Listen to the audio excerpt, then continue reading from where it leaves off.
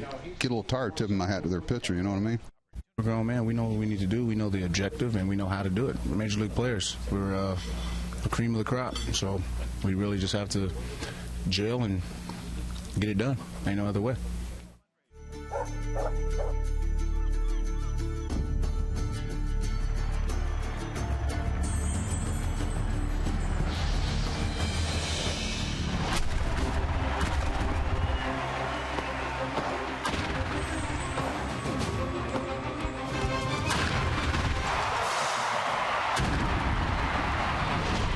It's the Orioles on Masson, and this road trip continues.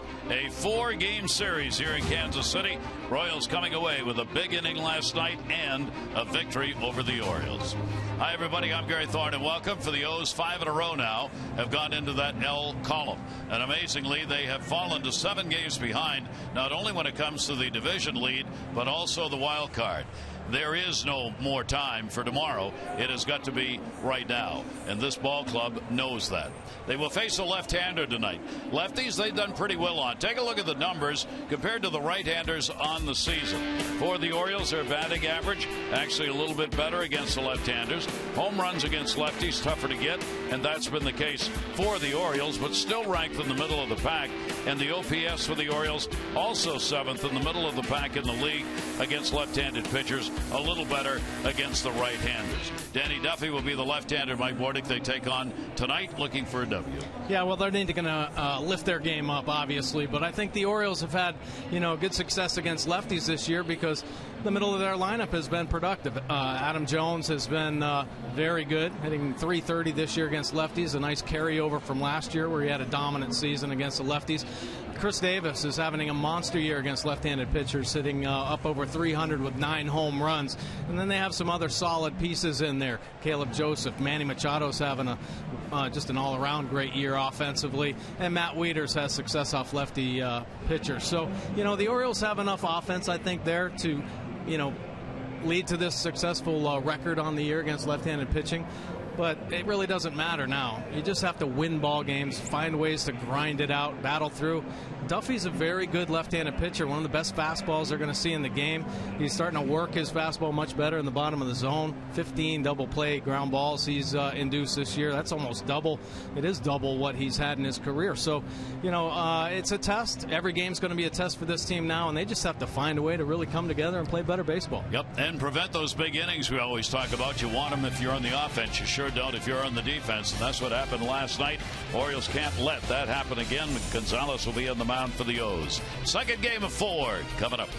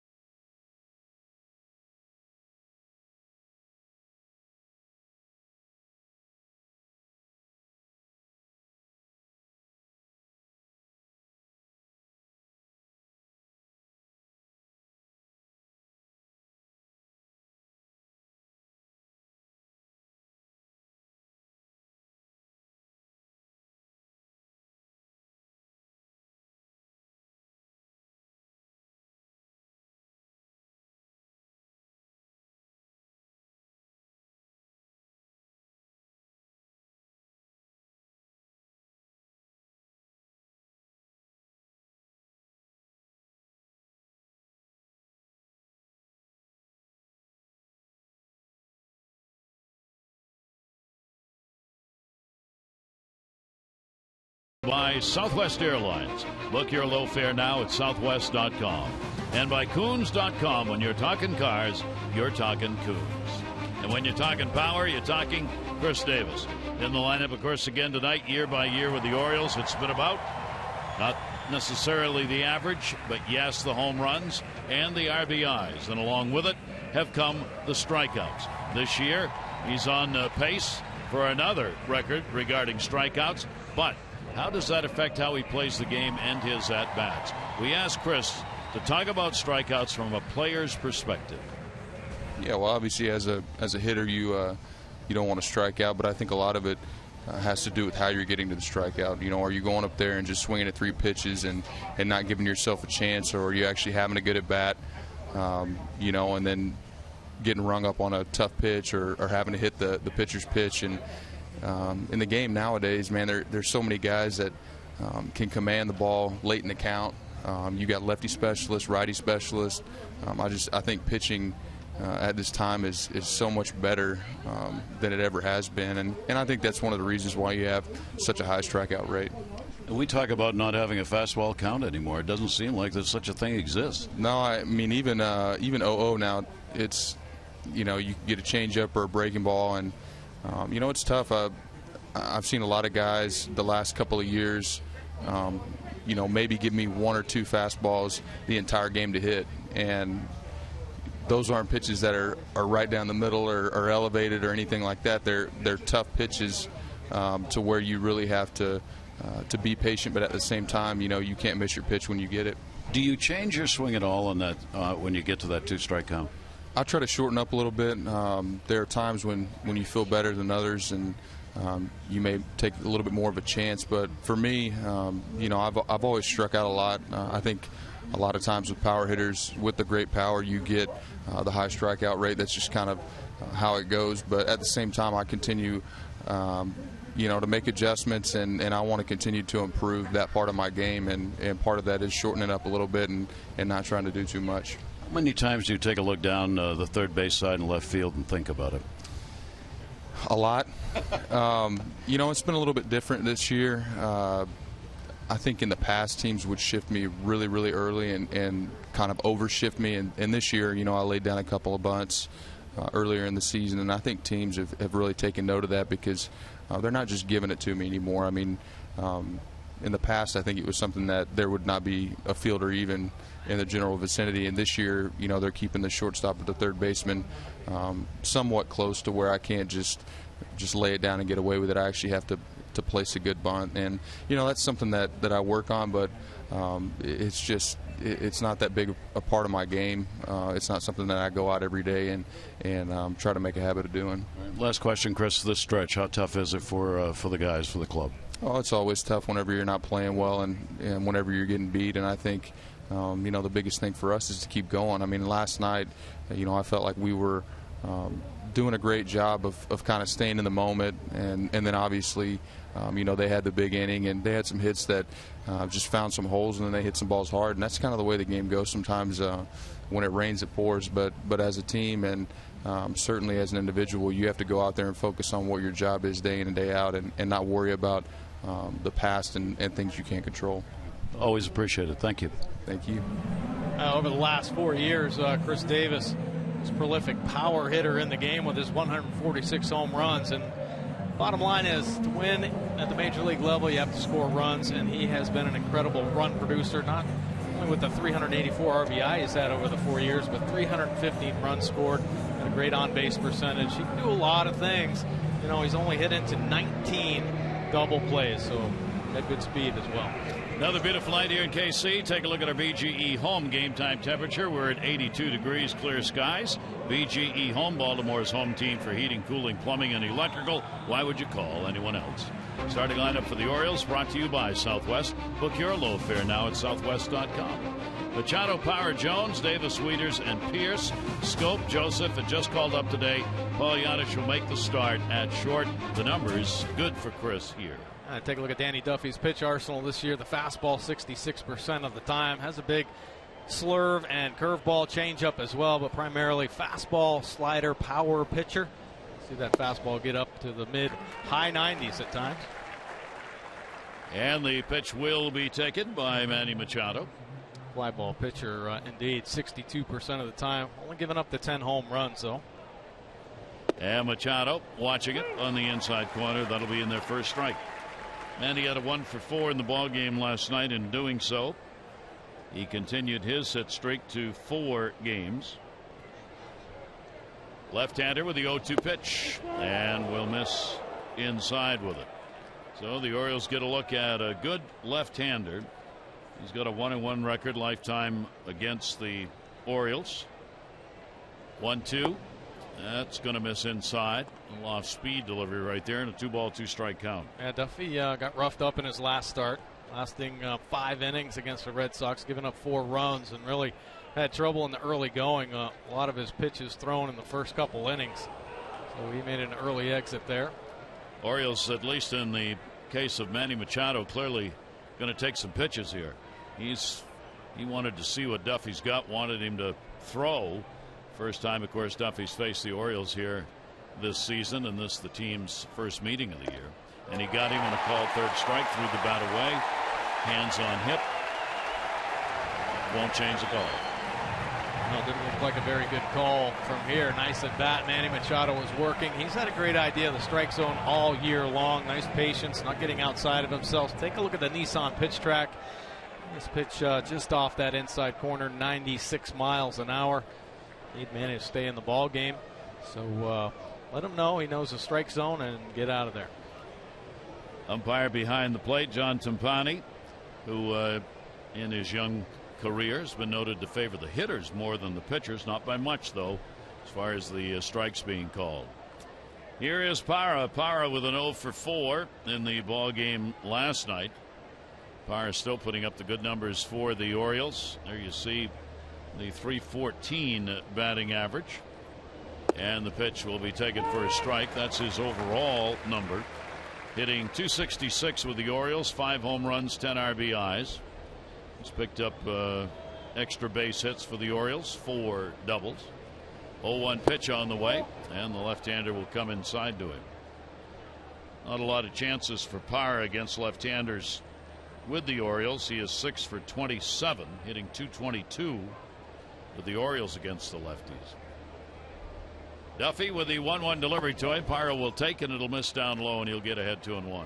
One thing Duffy has had problems with this season was really commanding that fastball, and he's been tinkering with his delivery, trying different windups at different times of the season. You see that quite often with starting pitchers. Sometimes it gets in their own way, and I think we've seen that with some of the Orioles pitchers, but he's starting to feel better about that fastball command lately, driving it to the bottom of the zone. There you see a really good one. Talked about he has a 2-seamer as well, and certain times in this ball game he'll throw that and work the ground ball. Dave Island, the Royals pitching coach. One of the best fastball pitchers velocity wise in the league. Parra with the 2-2, and he'll take it to left field. Zobrist was not moved around at all, so he's right there to put it away. They were pretty much straight up in the outfield. Take a look at the defense here behind Duffy. Zobrist, Kane, and Rios in the Royals outfield. Escobar and Infante will play up the middle. Moustakas and Hosmer on the corners, and Perez will do the catching again tonight. The Orioles come in 7 games behind the Yankees in Toronto, who are tied for first. More amazing, they are 7 games out of a wild card spot now. This 5-game losing streak the Orioles are in has cost them dearly in the case of that wild card. 2 down. Here is Adam Jones, 2 for 4 in the ball game last night, including a big home run.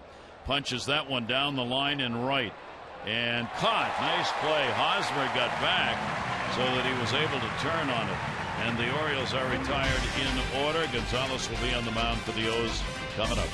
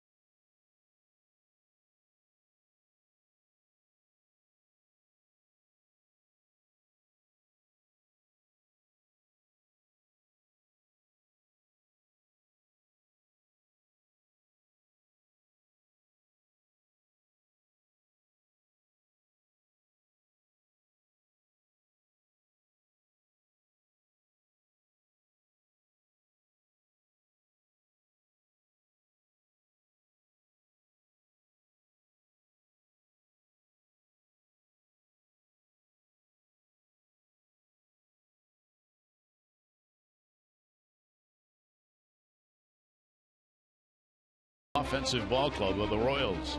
Escobar, Zobrist, Kane, Hosmer, Morales, Moustakas, Perez, Rios, and Infante. 3 triples last 5 games for Infante. And take a look at Miguel Gonzalez's pitch arsenal this season. The fastball 59% of the time. The command has kind of eluded him here recently and has had trouble with mistakes up in the zone. The breaking ball has the slow curve and the hard slider. Changeup, split finger 14% of the time. 4.73 earned run average. Has not come down much all season long. As a matter of fact, it's starting to climb. A very rough start in his last outing. 5 innings. He gave up 7 earned runs. 23 starts for Miguel this year, and 11 of those starts have been 5 innings or less. So he's got to start finding that rhythm early in ball games and get a little deeper for this team. Here is Escobar, 1 for 5 last night. Goes after the first pitch. Parra going over and will make the running catch.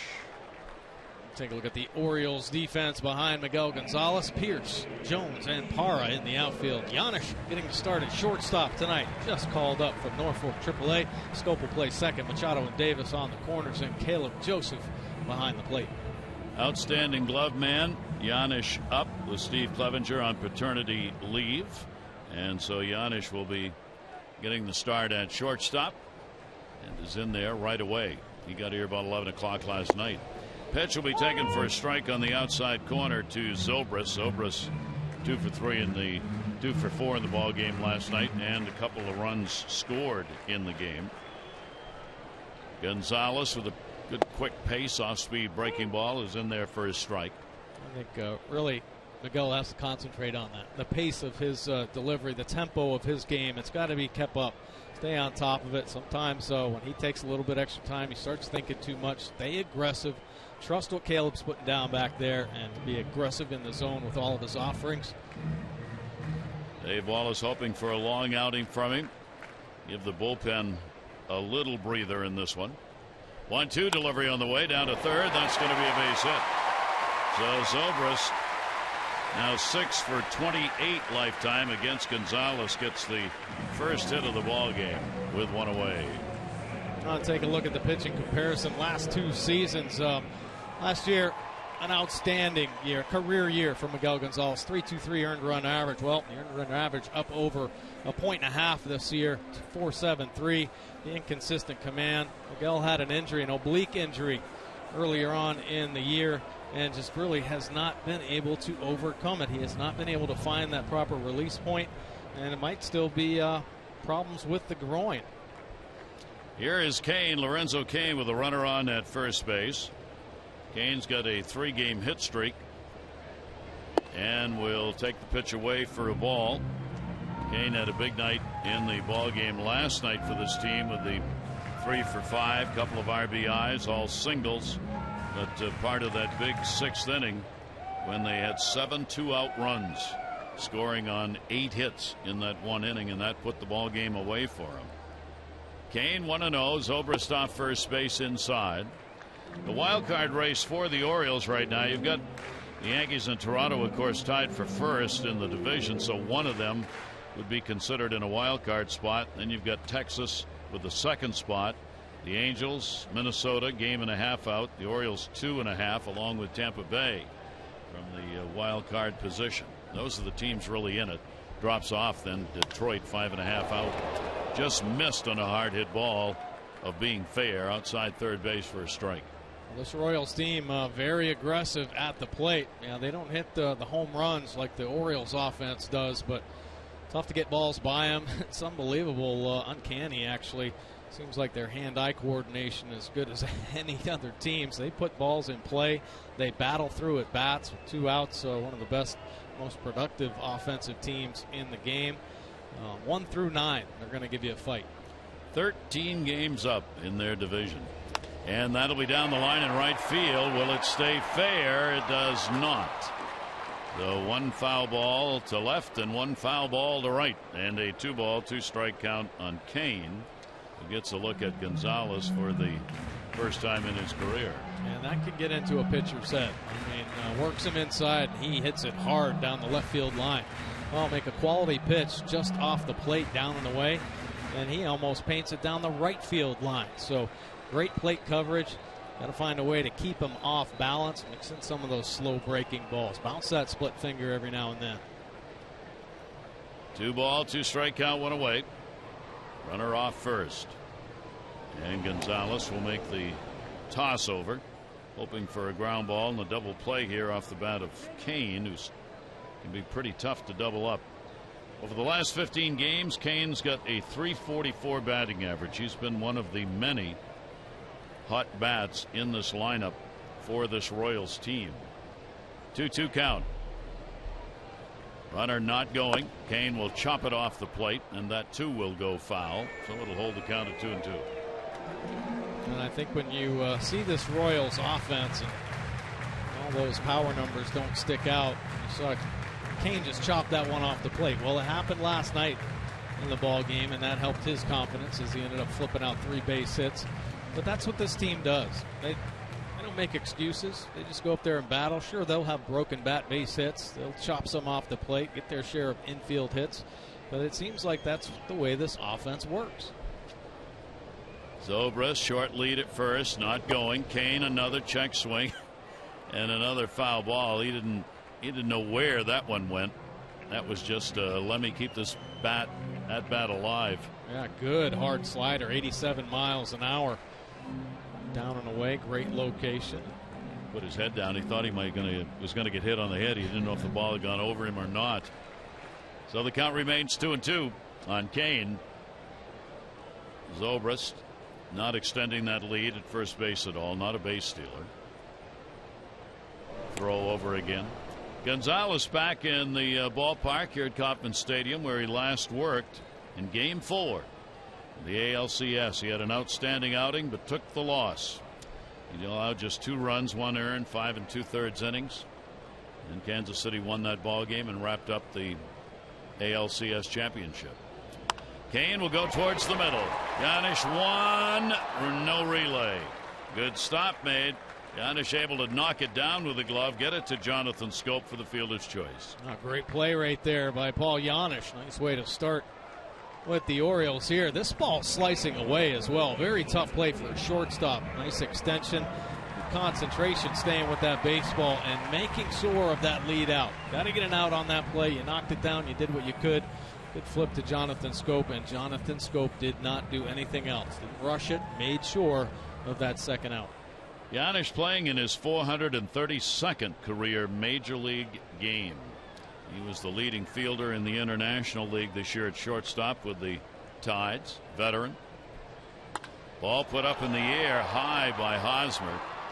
Jones will back up on it, and Adam will put it away. So no runs on 1 hit, no errors, and a base runner left on after 1 no score here in KC.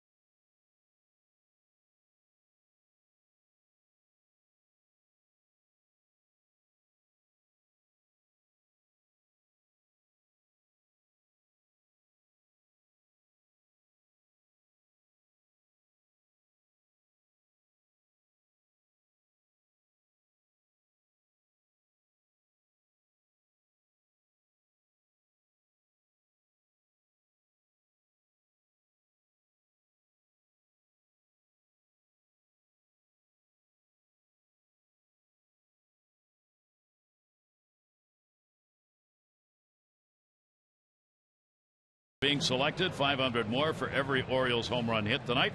Play baseball bucks scratch offs win up to $50,000, Enter non-winning tickets for a chance to be the contestant of the game. Go to mdlottery.com/baseball.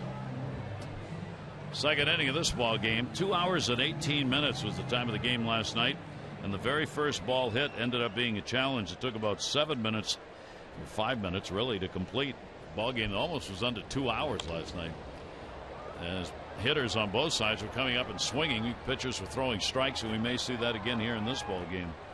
Chris had an 0 for 3 in last night's game. Wieters and then Pierce to follow. As the Orioles try and get out of this 5-game losing streak, KC has won 3 in a row. That ball will go to right, not hit hard, and going back to get it Infante. 1 down, second inning. Express Stat by Express Care, LifeBridge Health Partner. For locations, visit whywaitintheer.com. Highest average fastball velocity. These lefties have some big arms. Sale, Price, Rodriguez, Kershaw, and there's Danny Duffy, 93.6 with his fastball. A lot of velocity there. He's already topped out at 97 miles an hour here in this ball game. Left-hander ready to go. Wieters will take it away. Duffy, this is his 3rd career start, 4th overall appearance against the Orioles. He has a 1-1 record with a 1.46 earned run average against the O's. Matt Wieters will take the pitch up and inside. Duffy worked against the Orioles May 17 of last year and had a ball game in which he had 7 scoreless innings and a Kansas City 1-0 win. Wieters taking all the way and not close. Count goes to 3-0 on Matt. Matt's one of those who has been struggling at the plate and certainly not alone in that regard for the Orioles. 3-0 pitch. Wieters taking and draws a 4-pitch walk from Duffy. 1 on and 1 down. Well, when the Birds return home on Monday, the postseason race ongoing at the Yard. Don't miss an inning of the excitement as the O's begin a 3-game set against the Rays. And Ollie's Bargain Night will be on Tuesday, presented by Ollie's Bargain Outlet. All upper reserve seats $10. Tickets, Orioles.com or 888-848-BIRD. Duffy's 41st walk in 104 innings. 1 on and 1 out. Steve Pierce. Pierce getting back to the ball club yesterday and in the ball game late for the Orioles. Had an 0 for 1 pinch hitting. 0-2. Change up right there. And if he starts showing he can command that fastball and he starts flipping in these off-speed pitches, he could really have a strong night against this Orioles offense. Once they start getting on the heater, they can get thrown off on breaking balls. Moustakas backing up. Tough throw. 1 dropped, but the out is recorded. Said he had possession, but Showalter wants to look at it. Moustakas, who made some really nice plays in last night's ball game, showing his range here. Nice glove side play. Good flip, but Infante has to be a little bit too quick in there. Catches it maybe too deep on the backside of the base and cannot come up with the handle. Still waiting as the replay officials for the Orioles take a look as to whether they want to challenge that. Did he have possession? Remember, the old rule when we started replays was if that ball has dropped like this a year ago, this would have been a safe call at second base. Yeah, and he really didn't close his glove. I mean, that's a big thing now. You have to show that you can contain that baseball instead of just pop it out. Orioles will not challenge. Force out on Wieters at second base. Pierce on with the fielder's choice. And here is Jonathan Schoop. Jonathan's got a 3-game hit streak coming into the ball game. Left-hander's pitch is going to be fouled off into the mitt. Schoop hitting the ball hard lately. He's gone 5 for 12 during the 3-game stretch. Picked up 3 RBIs, had a double during the hit streak. 0-1 pitch to him, tailed away. That's a tough pitch against a right-hander. It sure is. I mean, he's very comfortable throwing that fastball inside to righties. That's his favorite side, the glove side. So 95 inside, down and in, and an 85-mile-an-hour changeup fading down and away. And come back with a heater, and he got him. That's a great setup right there on that at bat by Duffy. No runs, no hits, no errors, and 1 left on base. Kauffman Stadium.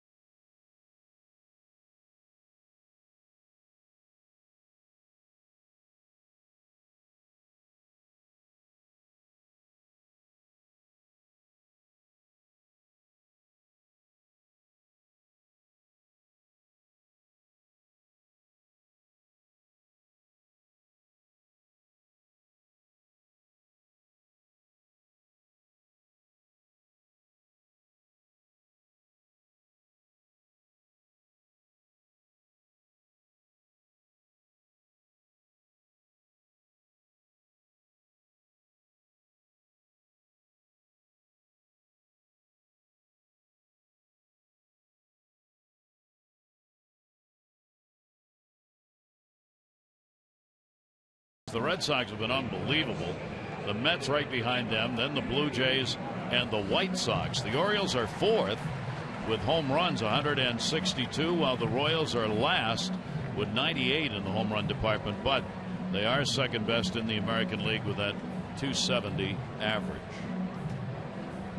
The key against Kansas City, you can give up a home run once in a while, but don't get into those innings where they tic-tac you for 4 or 5 hits in a row. Oh my.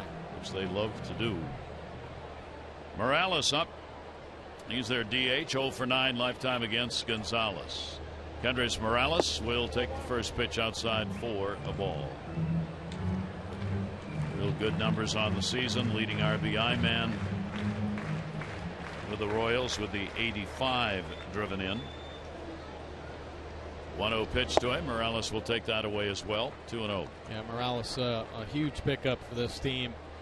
They lost Butler to the Oakland A's, so they needed a bona fide designated hitter. And he's having a monster year. The 85 RBIs. And talk about this team with their 2-out RBIs. 44 of his RBIs are with 2 outs. So he's one of those clutch players that produce with the 2 outs. Most RBI here in the American League as a designated hitter. And Morales leading the way. 13 more than Ortiz. Third in the league with doubles. He's got 33 of those this year. And against the Orioles, he has been a nightmare. He ranks third, only behind Miguel Cabrera and Adrian Gonzalez among active hitters with at least 100 at-bats with that batting average against the Orioles. And that one is going to be popped up heading to the seats. Manny Machado will go over to make sure. Long way to go since the Orioles have the infield swung all the way around.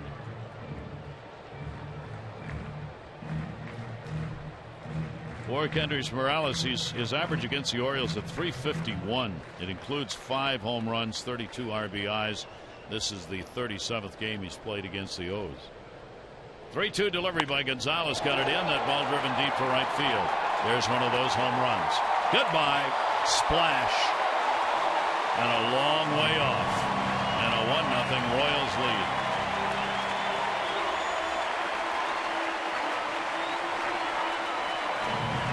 Well, Miguel Gonzalez has had some problems with the long ball this season. That's the 24th home run he's given up. 14th homer for Morales on the season. This is the only saving grace for Miguel. 15 of those home runs solo shots. Here we're going to count to 3-2, and that fastball leaks right back over the plate. Up and out over for Morales. Gearing up for the heater, and he squares it up clean up into the fountains. 8 home runs here at home and 6 on the road. You'd think the numbers might be the other way around. And the pitch to Moustakas taken for a strike. So this team with the fewest home runs picks up one against Gonzalez, who coming into the ball game up there among the leaders in home runs surrendered in the American League. That one in the air to center. Jones will go back. Adam looking right off the middle of the wall. 400 feet away and going into second base. The Moose chant with a double. Moustakas 2-run shot last night's ball game. 24th double of the year. Here he goes out and gets it. This pitch looked like it was tailing off the plate, but just high enough for him to get the bat head on it. Carries all the way out center field wall, beating Adam Jones deep. And hit number 3 with a homer and a double for the first 2 batters up here in the second inning. Moustakas, 6-game hit streak for him now. These hitters are getting their first hits off Gonzalez. Morales was 0 for 9. He gets a home run. Moustakas was 0 for 7. He gets a double. Now Perez, who is 4 for 9 off Gonzalez with a home run, stands in. Nobody out. Runner at second base. And he will take the pitch at the knees on the inside corner for a strike. His club excels getting runners home. They had a 3 for 8 in the ball game last night. 4th in the league with runners in scoring position. And Perez hits .292 in these situations. way above his overall average. Down to third, Machado. That's a tough stop. Looks the runner back, and a real good play. Denies a hit, holds the runner, gets the out. Well, this has been a series here so far. First couple games, third baseman putting on a show. Take a look at this play by Manny Machado. Going down to get that short hop and the wherewithal to turn and take a look at Moustakas at second base. Make sure he's holding his ground and firing it for a strike across the diamond. So a big out and holds Moustakas at second with 2 away. A lot of people saying before the game today, with Machado and Moustakas, you're looking at 2 of the best at the hot corner in baseball. So that'll leave it up to Rios because there are 2 down, and as we've talked about, this is where this team gets real tough. Breaking ball, that will be taken for a strike. 2 down, runners in scoring position. They lead the big leagues with a .279 average, 228 2-out runs, second most in the American League. One of their leaders in that department. Rios up there with an 0-1 count. He's got a 6-game hit streak coming in. Lifts it near the fair pole. It is foul. Rios staying back and getting a split finger that stays up in the zone. Fortunately for Miguel, there was enough fade action on that pitch that worked inside, and Rios got just out in front of that, hooking it foul down that left field line.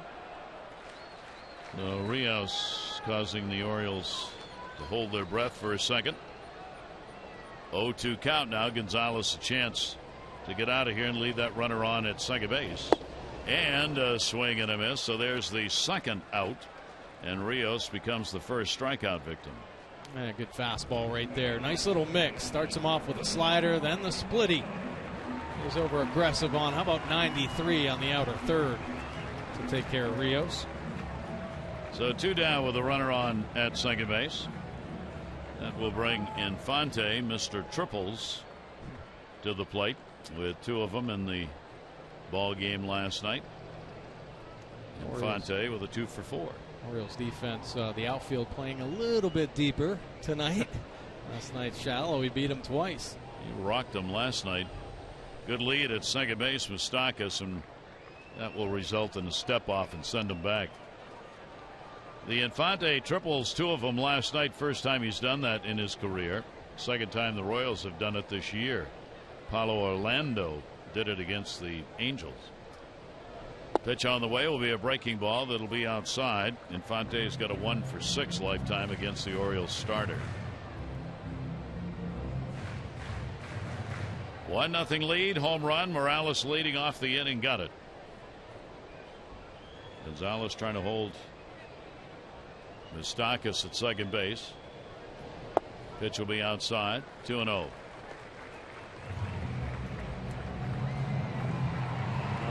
Miguel's got to stay aggressive. You know, we understand that this Royals team very productive with the 2 outs, but you cannot be tentative. You have to stay aggressive, trust your stuff, stick with your strengths, pound the bottom of the strike zone. Do not want to let this offense start feeling like they're in control of the ball game. Ooh, Giannis got caught out of position. Kept his head down. Giannis thought there was a throw coming to second base. He went all the way over to cover. There was nobody at short when that pitch got to the plate. And he kind of just lowered his head like, whoa. There he is, going to bust it in there. Yeah, finds himself out of position. No chance to get back. Infante 3-0. Turn around and look. That's what good base runners do. They don't just stand out there. They get your attention. They do things. They jump around. They move their feet. Yeah. Whatever. Well, he's already been a huge distraction for Miguel Gonzalez. 3-0 delivery to Infante. He's taking all the way. And that'll be in there for a strike. So Gonzalez takes it to 3-1. 2 down. Orioles up against another ball club that, coming out of that ALCS last year, has had their number as far as picking up wins are concerned. 3-1 pitch on the way. That ball put up in the air to left field. Pierce Steve is there and puts it away. So a run on 2 hits, no errors, and 1 left on base. Morales gets the home run. The Royals get a 1-0 lead.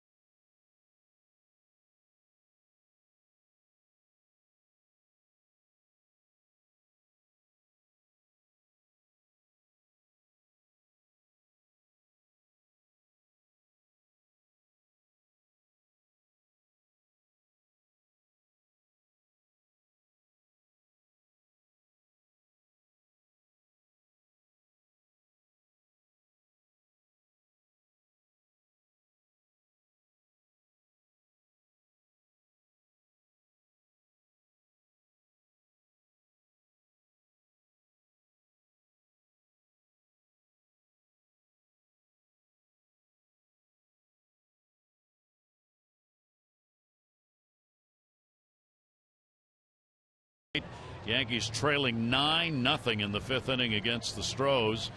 Dylan Matanzas is available. That kind of ball game he won't get in, though. He struggled through the last 2. They held him out. And tonight, Blue Jays starter Mark Buehrle, 6.3 runs of support per game. He's pitching. That number is second in the majors to his teammate Drew Hutchison, who gets 6.7. Wouldn't you like to start for that team? Right. Yeah, definitely. Wow. Ivan Nova got tagged for 7 runs, 7 hits, and 4 innings tonight for the Yankees, and he is out of the ball game against Houston. Here is Caleb Joseph. Caleb off last night. He has faced Duffy a couple of times, gone 0 for 2 against him. He will pop that one back and out of play. Caleb, solid numbers against lefties this year. 243, has 4 home runs, and in the minor leagues, actually, when Buck Showalter was thinking about bringing him up here, part of the reason was because of his success against left-handed pitching. He was up over 400 for a couple years back-to-back in the minor leagues. 0-2, raise the arms, goes underneath on the fastball from Duffy, and a 1-ball, 2-strike count. Giannis waiting on deck, and then Manny Machado top of the order. 1-0 Royals. Left-handers 1-2 delivery on the way, and Caleb will take it to right field. Rios. He's got it. Fly ball out's coming off Duffy. As we said, a fly ball pitcher.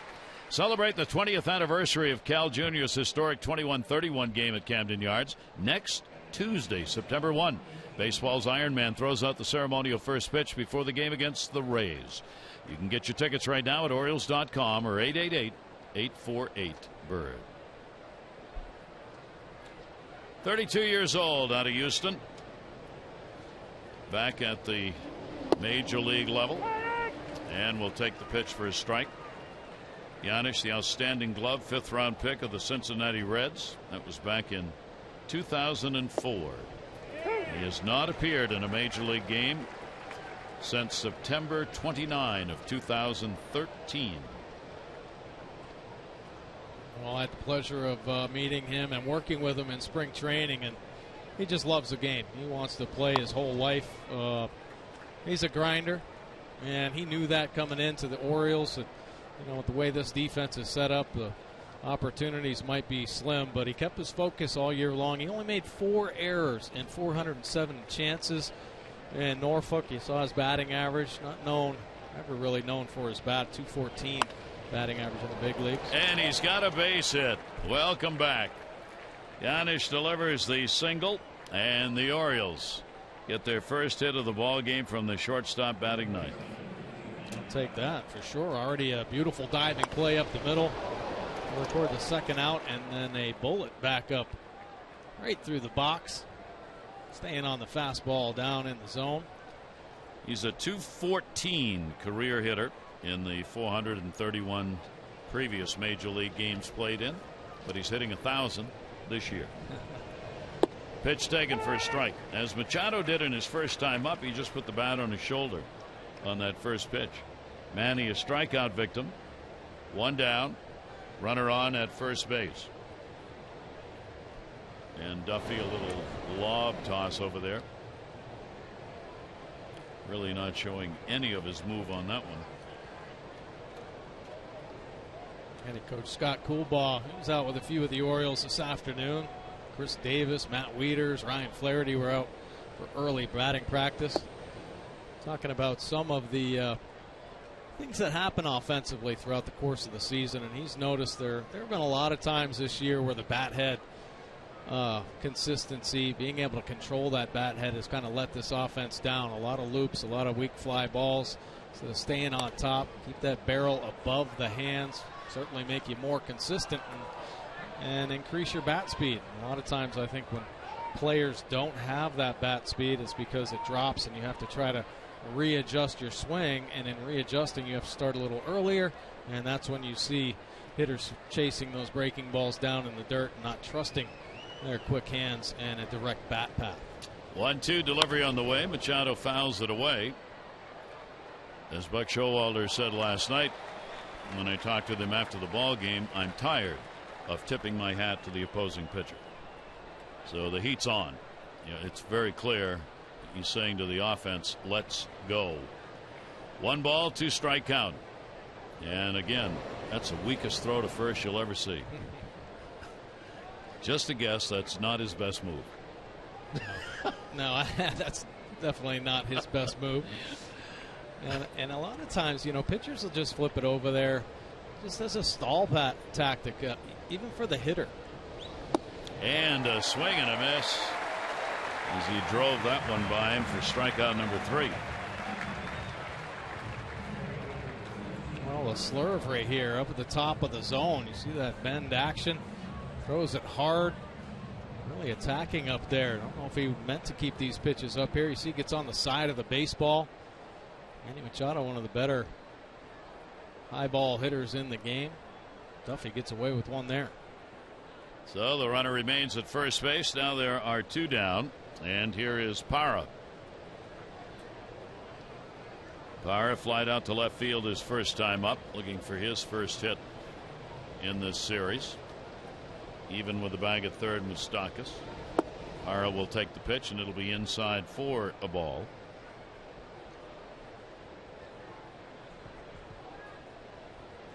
Orioles a move today. Knuckleballer Eddie Gamboa went to Norfolk, cleared waivers. The Orioles 40-man roster is not full. It's at 37 right now. Pitch will be taken outside for a ball. There'll be some maneuverings as you get ready for September 1 and call-ups by all of the teams. 2-0 count, 2 down. Yeah, Orioles definitely starting to prepare for that, and it's going to be tricky. Now, obviously, winning at the major league level, the most important thing, and I think Buck has told everybody that. But, you know, AAA and AA are having winning seasons. Actually, every affiliate in the minor leagues playing very good baseball, but you want to keep breeding that winning atmosphere. Kept that one away. Parra, when he came to the Orioles, hitting .292 against left-handers when he joined the O's. He was having a very solid, really career number against left-handers prior to his arriving in Baltimore. And a ground ball fouled off outside of first base. So a 2-ball, 2-strike count on Parra. Yanishan at first base for the Orioles. Down 1-0 here in the 3rd inning. Duffy, 80% fastballs, his go-to pitch. I think as this game progresses, now he starts getting into the 2nd time around and 3rd time around. If the Orioles offense lets him last that long, you'll see more of the breaking balls, more change-ups. He's kind of gave a little preview about those pitches earlier. 2-2 to short. Escobar is there, puts it away. No runs, 1 hit, no errors, and 1 left.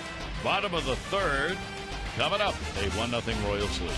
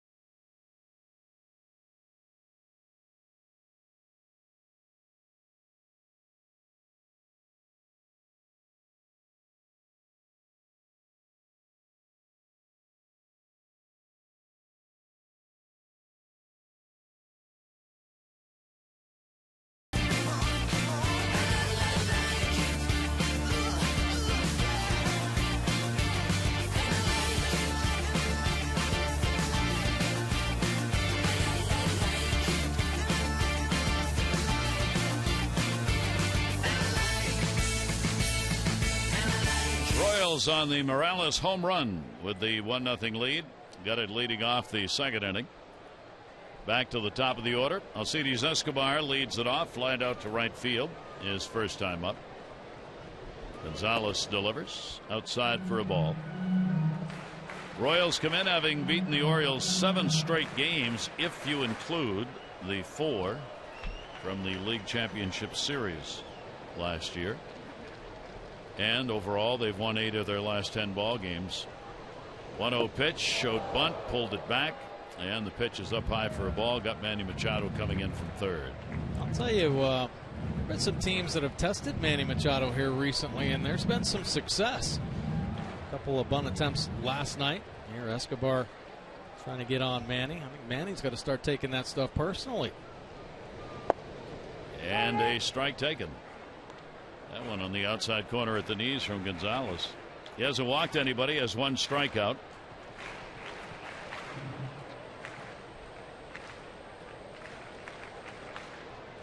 Two ball, 1 strike delivery. Right-hander's pitch will be fouled off. Different numbers home and road for Miguel.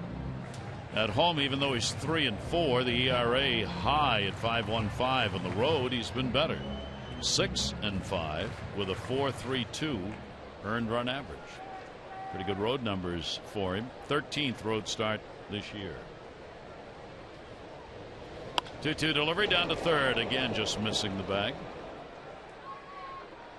No, it's been kind of a frustrating season, to say the least, for Miguel Gonzalez. He's just been kind of waiting for things to fall into place for him. A lot of tinkering with his delivery. At times you can actually see him in a game, everything slow down, and he's thinking about his release point, where his body is. Pitching coach Dave Wallace wants these guys to just get on there and start competing.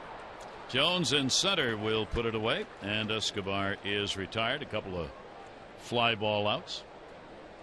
So the hope Gonzalez can do that down the final stretch, the 6 weeks remaining, when the Orioles have got to have wins. They're back to 500 now at 62-62. Their record, part of this 5-game losing streak. Last time they were below 500, it's July 27. 1 down, nobody on. Pitch will be taken outside for a ball. Zobrist with a base hit, his first time up.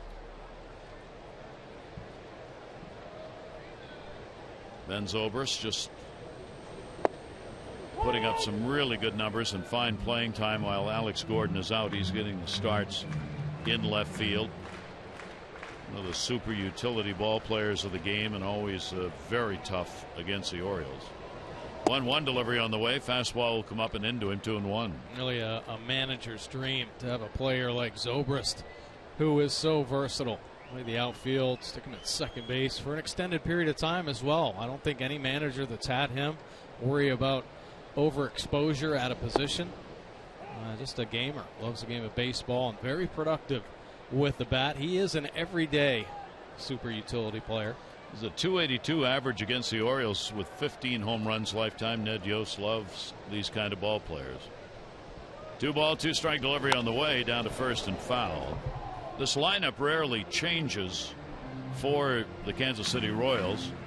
Ned's got the same lineup in there tonight he had in the ballgame last night, and it's only when it's time for a break. So what he asks of utility players is be ready, and he couldn't talk enough about them last night.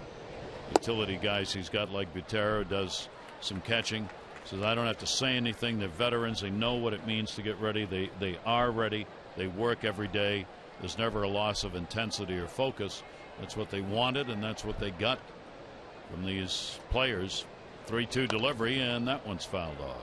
Well, there's an incredible amount of value when you have, role players coming off the bench, utility guys, and their preparation is really done in batting practice, in the tunnels. A lot of stuff not seen. Their games are played out there during BP, where they're diving around and trying to simulate that game type atmosphere. And he draws the walk. First walk surrendered by Gonzalez comes with one away here in the third inning. And now he's got to face the middle of this order. Lorenzo Cain coming up. Get into a fielder's choice. His first time to the plate. So Cain with a runner on at first base and one away.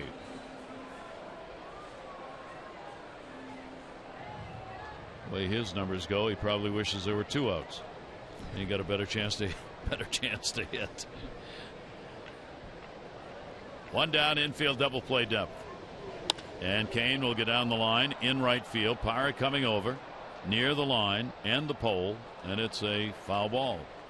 We've already had a couple of those tonight, one right, one left, that have been real close to the home run side of the fair pole. Well, I think we get kind of a taste, and I think the Orioles really did last year, obviously, in the postseason, about how this offense works. They really take what's given to them. They use the whole field. They're not afraid to spray the ball around. Pull the ball if it's in, shoot it the other way if it's away. Saw Eric Hosmer last night, number 4 hitter, get into a great hitting count, 3-1 count, and he slaps a base hit the other way. You're not going to see that many times with middle lineup guys. When they get into a hitter's count, they're trying to get the head out, yank a ball out of the stadium. Cain with the 1-ball, 1-strike count. Zobrist not going anywhere at first. Cain will take it inside for a ball. Cain started the day 5th in the American League in average, hitting at .332 on the year. Having a real fine offensive season. He has had, during his hit streak, 6 hits in his last 15 at bats over the last 3+ ball games. 2-ball, 1-strike count. Zobrist leaning, not going. Ground ball fouled off into the Oriole dugout. And we'll even the count up, 2 balls and 2 strikes. Bell's making some good pitches. Another good hard slider down and away to Cain there. Mixing up all of his pitches. Caleb understands best way to work these guys is figure out what they have a good feel for and go to it. Well, obviously Miguel's showing a good feel for all of his offerings, and Caleb giving him everything he's got. Count stays, 2 balls, 2 strikes, 1 out. And Cain will take that one. He's got a great eye. He doesn't chase much. So Cain takes it 3-2, 1 away. We'll see if Zobrist is running or not at first base. He'll make sure here as they look over to third to get the signs. Rusty Kuntz, their first base coach.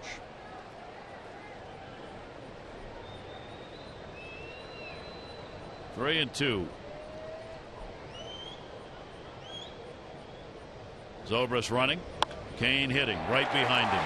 Zobrist will be on his way to third base. Throw will come into the cutoff man. First and third, one out. Base hit, Lorenzo Kane. Well, just kind of knowing what's going on the field. He understands Zobrist is running with the full count. Not trying to pull the ball over the left field wall. He's staying on this slider and slapping it through the hole. Hit behind the runner. And Zobrist, the quick turn in, picking up the baseball easily into third base. And Royals threatening here in the third. Royals tonight 0 for 3 with runners in scoring position already. The Orioles went through a ball game last night where they did not leave a man on base. They were beaten 8-3. They had 5 hits. Not one runner was left on last night. 2 on here for KC. 1 down. Here's Hosmer. And a big cut. He was going for a 3 RBI blow on that one. Flied out to center field his first time up. Well, you heard Chris Davis talking about there are no fastball counts. 0-0 there to Hosmer. Of course, runners on base. And Gonzalez flips in there a nice split finger down at the bottom of the zone to get ahead. Hosmer and Chris Davis of the Orioles both have 20 month of August RBIs, which is 4th most in the American League for the month. 0-1 pitch on the way, and that one will be under the arms. Gonzalez trying to keep it inside on him. Hosmer's 1 for 10 off the Oriole right-hander. Miguel trying to work his way out of this one, trailing 1-0. Infield will take positions for the ground ball for a double play. Giannis playing almost behind second base, the Orioles shortstop. 1-1 delivery by Gonzalez, and that's going to be inside. 2-1 on Hosmer. Take a look at most RBIs in the American League during the month of August. Donaldson leading the way with 27, and there is Hosmer with the 20 RBIs. Bradley Jr. a big part of that Red Sox booming, and there's Chris Davis, 19 stakes in the month of August. Runners off first and third. 2-1 delivery on the way. Ground ball. Giannis coming. He's got it. Got a runner trap. Over to first for the out. They got a chance for another. Don't get it.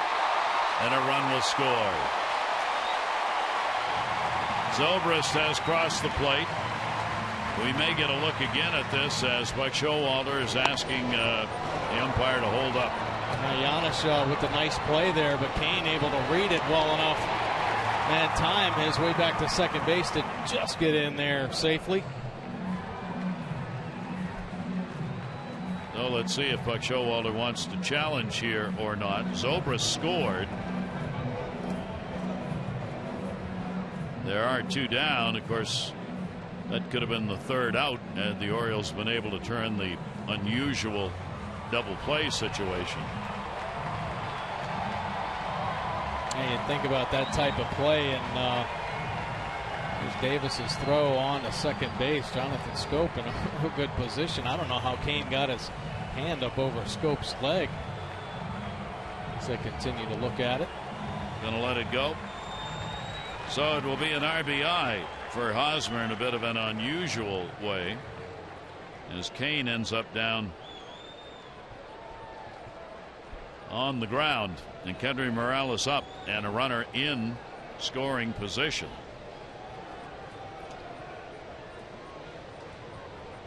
(4-3) on the putout on Hosmer, and a 2-0 lead for the Royals. Morales' 14th home run, his first time up, and that'll be inside for a ball. Our Jeep inside the numbers. Now runs per game improvement at home in the last 2 seasons. You see the Royals at 3.70 last year, well, all the way up to 4.63 this year. Their home winning record this year 43-20. Last year 42-39. So already more wins at home. So the Orioles on that list as well.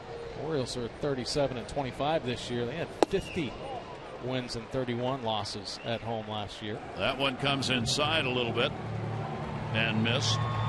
Kane with great speed at second base, and Morales trying to pick up another RBI. He is their leading RBI man. He's got 86. Hosmer picking up his 76th RBI. Kendrys Morales with the outfield straight away on him.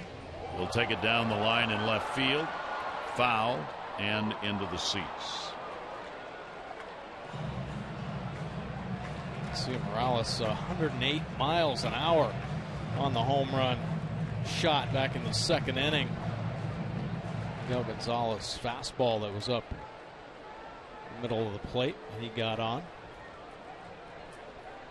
Morales is 6th in the league in 2 out hits, hitting .327 in these situations. 2 ball, 1 strike count with 2 down. Yanish holding the runner at second a bit. And that pitch inside. Couple that have turned him a little. And it'll take the count to 3 balls and 1 strike with Moustakas waiting on deck. There's just no give in this lineup when it comes to hitters who've got an opportunity to put a ball in play for a base hit, and in this ballpark, potential extra base hit. Tough up and down the lineup.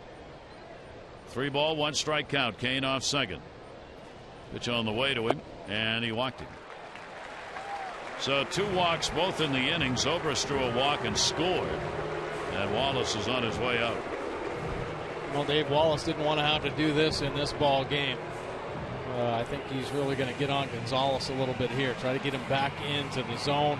Don't let this one get away. Things have been snowballing. A couple of the Orioles starters here recently. Yesterday, Ubaldo looked very good up until the 6th inning when the Royals put a 7 spot on him. Miguel Gonzalez, much in the same in his last outing. It looked like he was pitching pretty well. Gave up a big inning as well. So you got to avoid those big ones. Find a way to minimize that damage. We're just 1 pitch away. So you have to have your focus and make quality pitches. We talk about this Royals offense with the 2 outs, their RBI production. So quality pitches have to be made.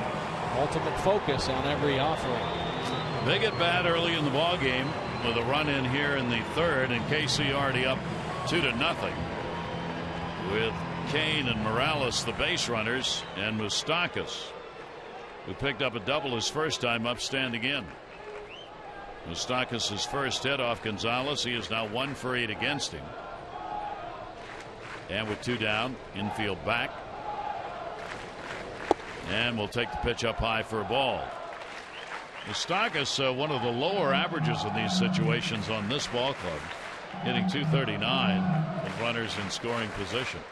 You see Buck Showalter already on the phone, just kind of lining things up here in case. 1-0 delivery on the way, and that will catch the inside corner for a strike. Yeah, you don't want the anything to get out of control here. Give your offense a chance. It seemed like when the Royals were able to put the big number on the Orioles yesterday, it just deflated the team. I mean, they came out the 2-run home run from Adam Jones, and looked like offensively they were going to start clicking a little bit, and the big inning shut them down completely. 1-1 delivery on the way, and that'll be fouled off. The 8 hits the Royals got in that 6th inning, a season high for them for hits in an inning.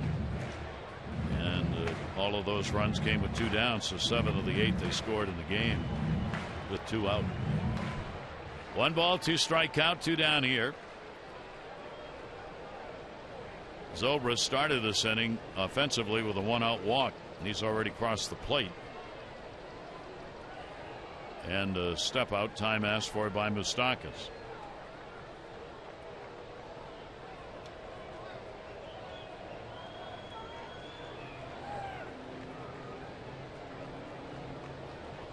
Ready with a 1-2. And that will be outside at 84. Against the Kansas City Royals, Gonzalez 1-2. 3 previous career starts. Last time he faced them, regular season, April of last year at Camden Yards.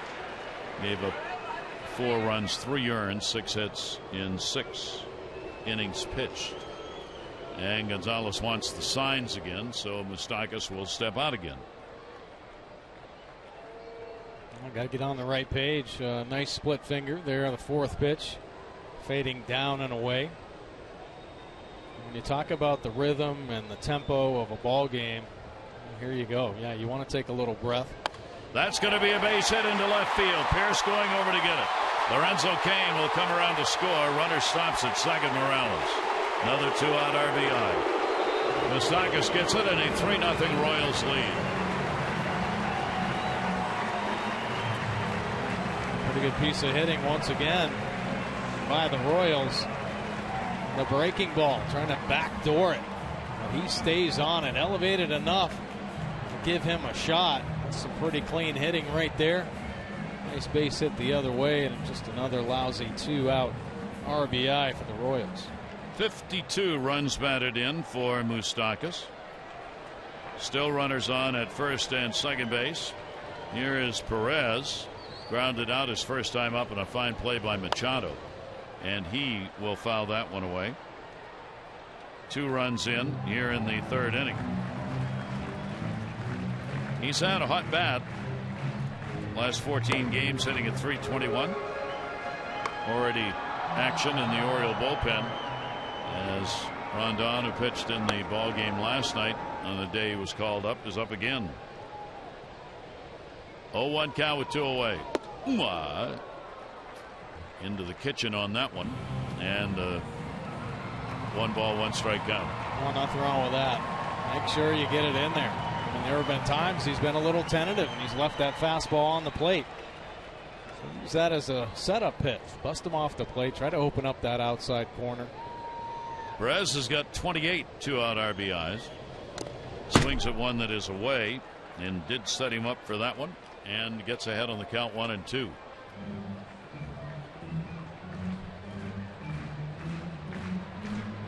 It's the typical Kansas City inning. Walk, single, walk, single. 2 runs in. That's the way they have done it all year long, especially here at home. 1 ball, 2 strike count. And another one fouled off outside of third. Take a look at Salvador Perez's power zone. He loves it up and away. That big red spot there in the up and away quadrant is where he hits the ball the hardest. And the color's very solid contact, so he can expand the zone down and in, up and away. Very dangerous. Seems like should go by the book. Up and in and down and away. 1-2 delivery on the way, and jammed him. And the tag will be put on for the out on Morales.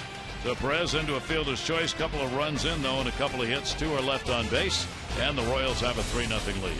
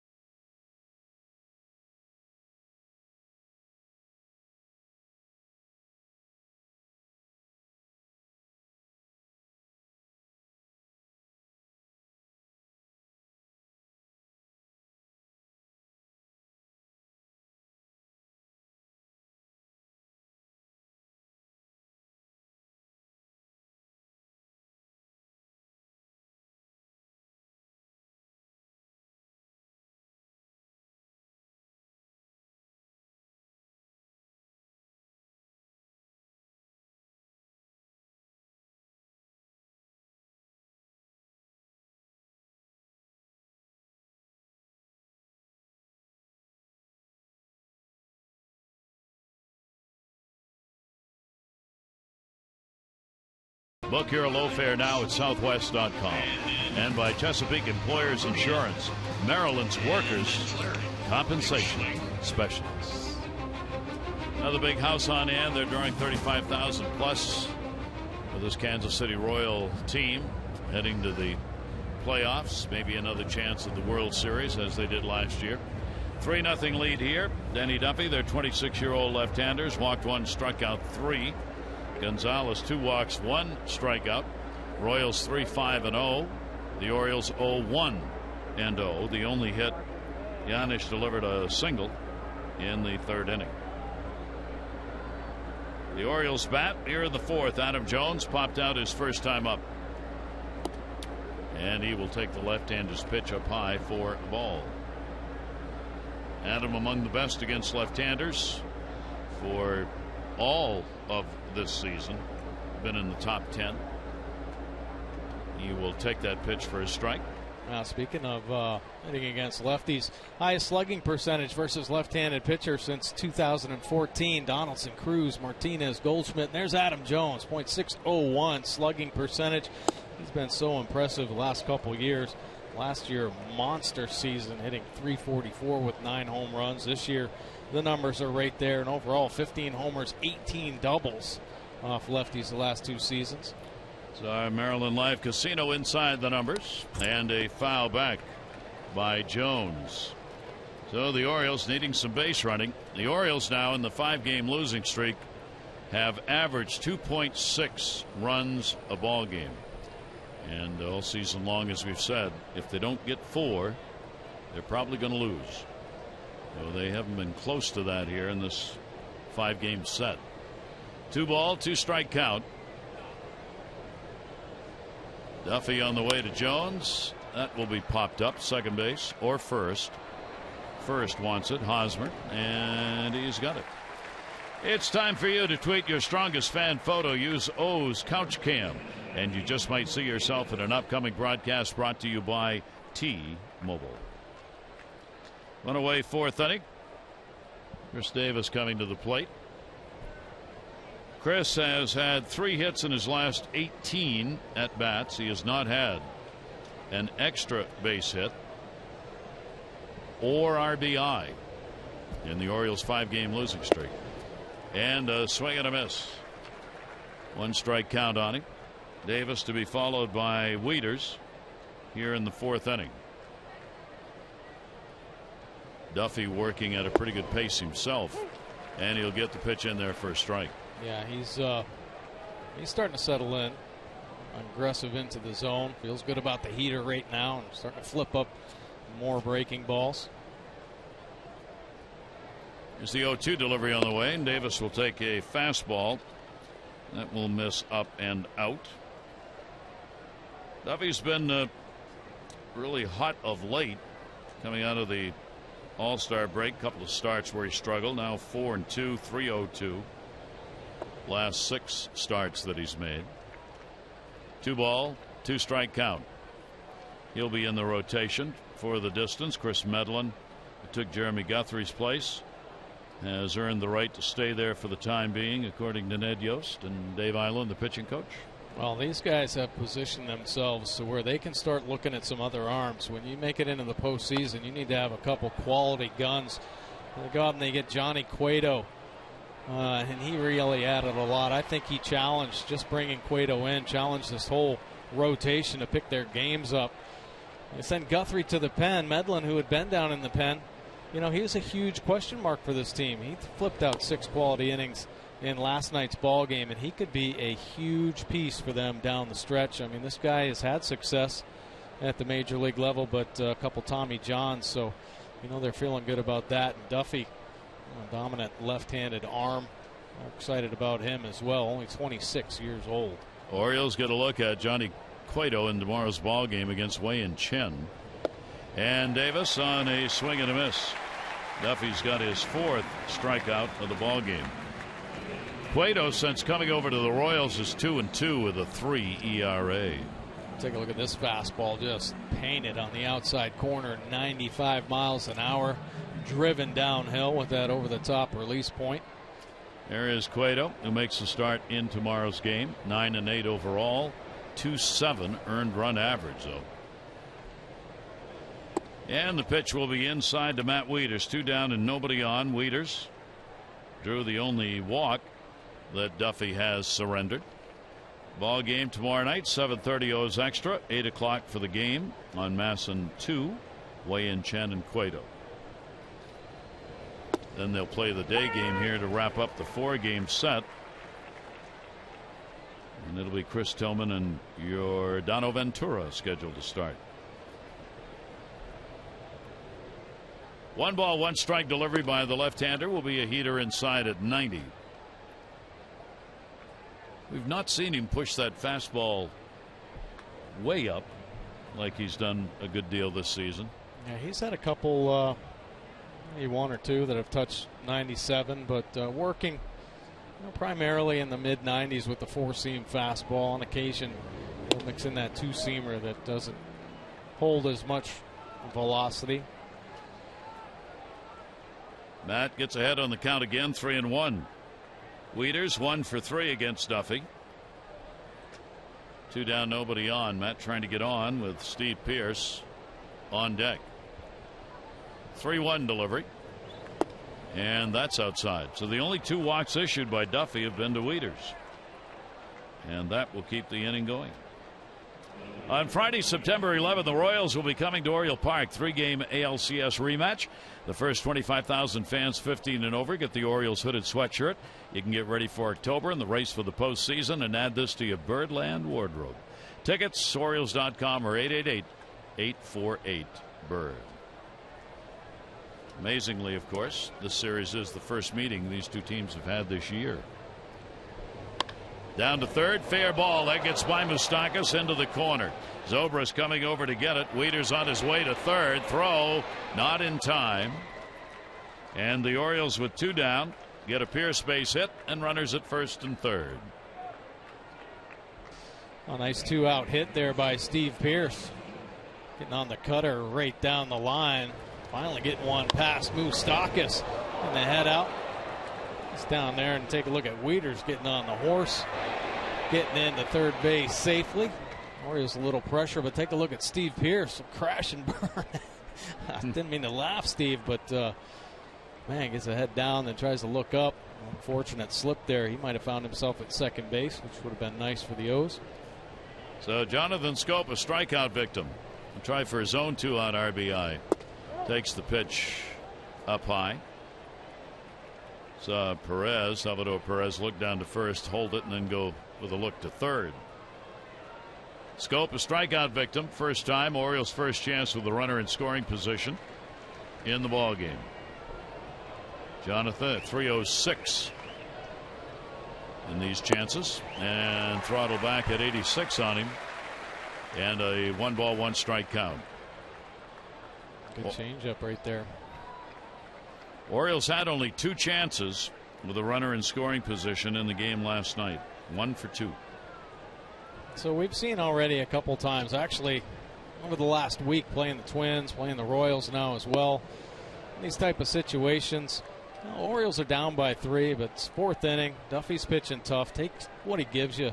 Think about the whole field. Steve Pearce is on first base. There's a nice hole over there, a huge hole that we've seen Jonathan Schoop pepper many times before. Try to take advantage of that opportunity there. He goes the other way and gets the base hit. RBI, and the Orioles are on the board. Zobrist will get it back in. Matt Wieters will score after drawing the 2-out walk. Schoop gets the RBI, and it's 3-1. Or you can drive it through the 5-6 hole. Good piece of hitting. Whatever it takes to get a run in. 2-out RBI. Big one there. This one elevated. Schoop getting the head out in front. Another off-speed pitch that he pulls through that 5-6 hole. Matt Wieters able to walk home. 28 RBIs for Jonathan on the year. And the Orioles get to within 2. That's their 3rd hit.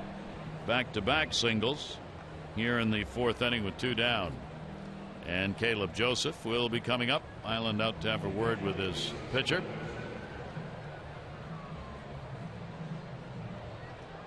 Caleb Joseph flied out to right field his first time up.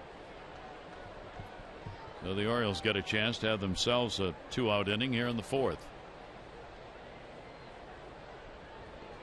Those numbers with 2 outs and runners in scoring position. 423, the homer, 15 stakes for Caleb Joseph. Really having a very solid offensive year. Inside for a ball. Caleb's been about the same, lefty righty, 243 to 249. Outfield, shade, Kane in center, shading to right. He's got that gap in left center. See that big hole between Zobrist, the left fielder, and Kane in center field. 1-0, runners on first and second base. Joseph finds that hole. That's going to fall in for a base hit. Kane over to get it. He drops the ball. A run will score. Trying for second base. He is in at second. With the ball dropped by Kane, Joseph watching, took off. The Orioles get a run in. Now Ned Yost is asking for a hold here to see whether or not he wants to challenge the call at second base. Oh, pretty close, but you got to love the way Caleb Joseph playing the game here. Another huge clutch 2-out base hit and keeps his head up. He sees Kane, one of the best defensive outfielders in the game. A little bobble, and he keeps on it going. He's thinking 2 out of the box. Great base running for Caleb. Clutch hitting as well. So the Orioles now have 2 in scoring position. A 3-2 ball game. Giannis, a base hit his first time up. Check swing, ground ball, fair ball. Played by Hosmer. He will take it to the bag to record the out. But the Orioles get a couple of runs. They do it on 3 hits. 2 are left on. The Royals 3 and the Orioles 2.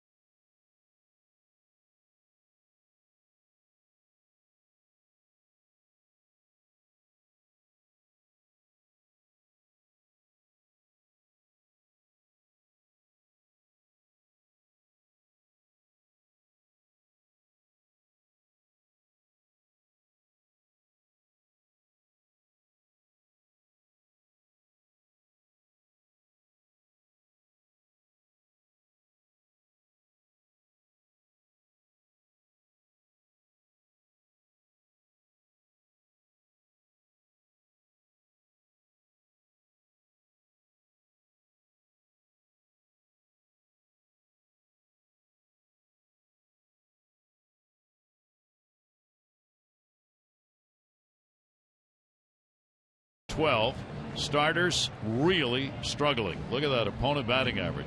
Showdown in Tampa. Minnesota's playing Tampa Bay. Twins have a 10-7 lead halfway through that ball game. Twins enter the game a game and a half back of the Rangers for the second wild card spot. The Rays are 2.5 back. And Texas, they own the second wild card spot at the moment. They've won 9 of their last 11, playing the Blue Jays, who have won 19 of their last 23. Rangers in the 6th lead the Jays 5-4 tonight. Oh, Caleb Joseph coming through. RBI base hit. Jonathan Scope got 1, and the Orioles have 2 on the board on a 3-2 ball game. And Gonzalez against Rios will get it in their first strike. Rios with a 6-game hit streak, Infante and then Escobar. Right fielder was a strikeout victim his first time up. And fouls that one right straight back. 10 hits in his last 23 at bats for one of the new additions this season, who's really helped offensively in this ball club. And another one of these guys, a great veteran presence, I think, that has helped a lot of the younger players on this Royals team. Alex Rios been around a long time. 1 ball, 2 strike count. Gonzalez wants a quick, solid inning here. Get back in and let the offense go back to work in this 1-run ball game. 2 ball, 2 strike count. Yeah, obviously a very crucial part of the game for Miguel Gonzalez and this team.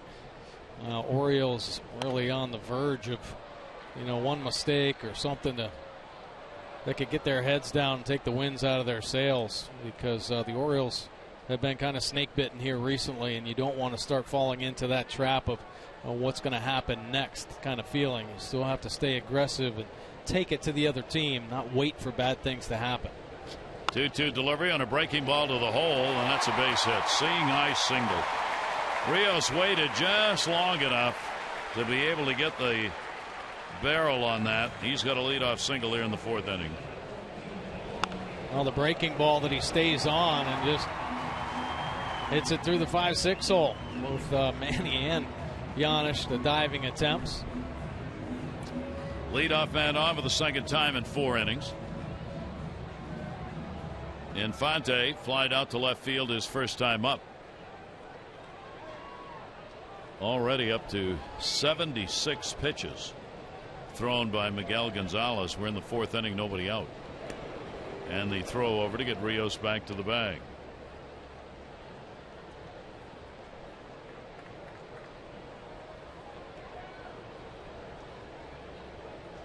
Well, you got to believe if you've seen Kane, go the other way, the number 3 hitter, he's going to try to shoot the hole too. Right back into the glove. Giannis makes the turn, and they get the double play ground ball, just what they wanted. So Infante hits into the double play on a 1-6-3. Oh, nice job here by Miguel Gonzalez fielding his position, and Giannis to complete the double play. Boy, that is a big time double play for Miguel Gonzalez. Well done there. So still a chance to face only 3 in the inning. Escobar, the leadoff batter. A couple of fly ball outs to right and center.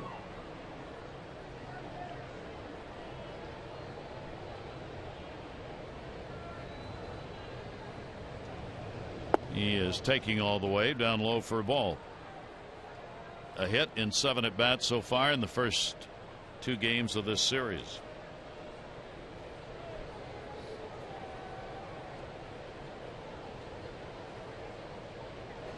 Escobar will take another one away. Count goes to 2-0. Only 2 walks by Gonzalez. And an extended 3rd inning cost him 30+ pitches when they got the 2 runs on 2 hits and a couple of walks. 2-0 delivery.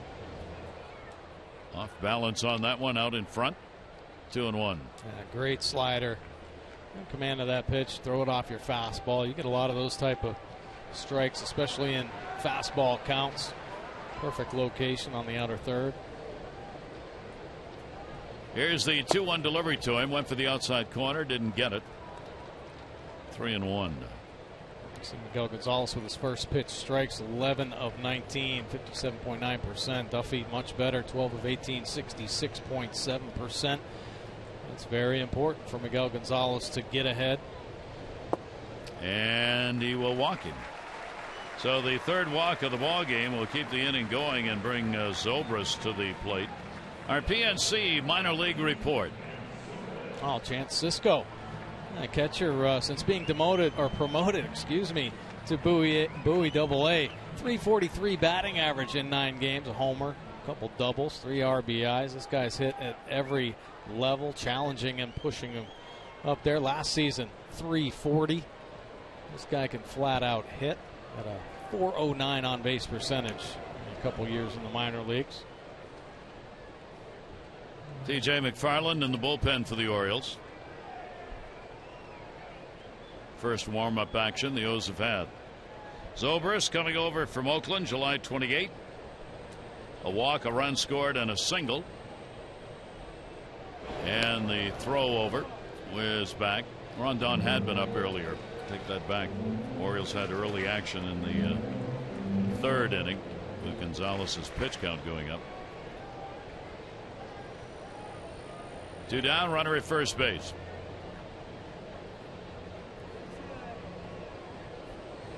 And Zobrist takes it on the inside corner for a strike.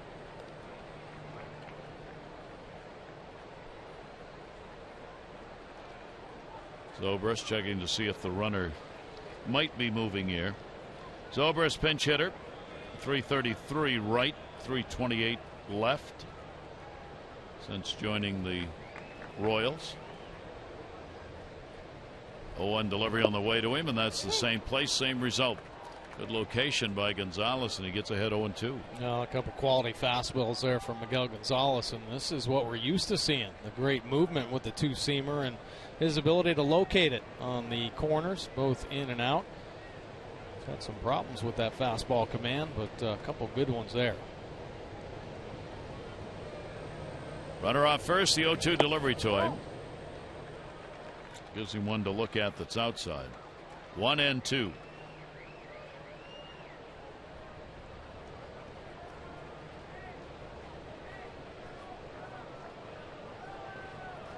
Gonzalez, who had started out at a pretty quick pace, has slowed it way down.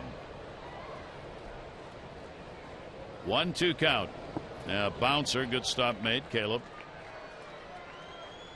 into that chest protector and out in front. No chance for Escobar to move up. Split finger here. Nice block by Caleb Joseph. Right down on both knees. Gets that chest out over to keep it close.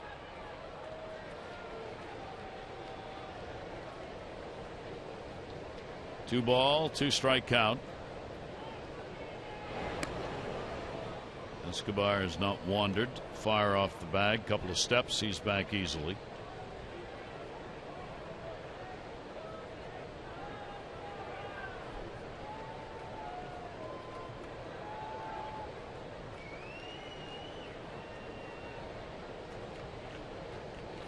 Two delivery.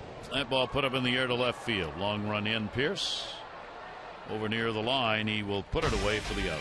No runs on a hit, no errors, and one left for complete. 3-2 Royals.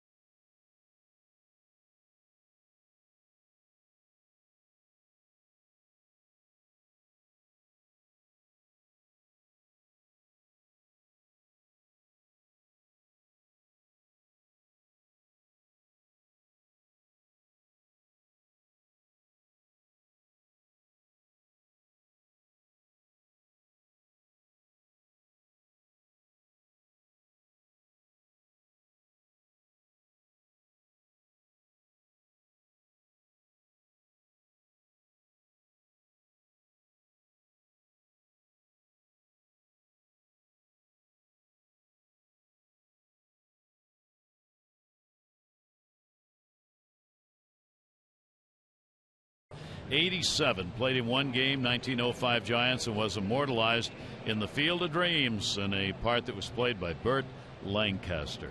And on this day, 2014, back-to-back home runs, 5th inning against the Rays. Delman Young, 3-run shot, followed by J.J. Hardy, solo home run, 1 to left, 1 to right. Chris Davis, how about one closer to the middle? Thank you very much. Back-to-back home runs. That was this date in 14. Orioles would like to do that again this date right now. Here's Manny Machado. He sure would. Manny's had a couple of strikeouts in the ball game. 1 for 6 in the 2 games so far. Danny Duffy, the left-hander's pitch to him, will be up high. 1 ball, 1 strike count. Parra and then Jones for the Orioles against the left-hander. Last year, 9-12 for Duffy. ERA's up this year. Wins are at 6-6. Bunting for a base hit. Too hard. Duffy the play. Oriole fans, show us how you back the Birds as the team battles Kansas City. First time this season they've met since the playoffs last year. You can tag your tweets using Royal Revenge for your chance to be entered to win an eat and greet with Adam Jones. Follow Masson Orioles to qualify to win and for more information. Well, Manny Machado, interesting, deciding to lay the ball down after striking out a couple of times against Duffy. Trying to get a bunt base hit. I like it. Here is Parra. Parra has lined out and flied out. And the pitch inside for a ball to him. We are in the top of the 5th inning, game 2 of 4.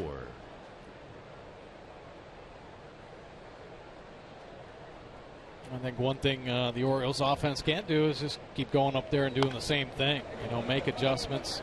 Obviously, as the game progresses, pitchers do different things to try to get you out. You know, if he's on you and you can't pick him up very well, why not try to lay down a bunt? I know Buck Showalter would like to try to start, you know, incorporating more hit and runs and try to get this offense more energized and more, you know, into the ball game, and they're going to have to start doing it from the first inning on.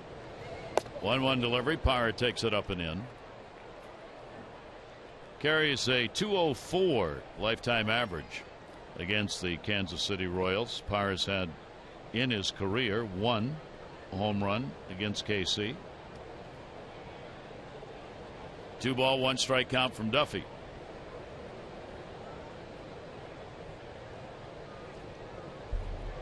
Parra takes it to short. Escobar. 2 down. On Saturday, September 12th, the Orioles take on these Royals. It's a 1:05 afternoon game, and the first 20,000 fans 15 and over get the Birdland knit scarf. Remember, that's Saturday afternoon, September 12. Tickets at Orioles.com or 888-848-BIRD. Adam Jones has popped out a couple of times, 2 for 6 in the first 2 games. Here in this ballpark, he's hit .269, 4 home runs. Adams playing in his 26th game against the Royals, regular season. And the pitch taken up high. 1-0 count.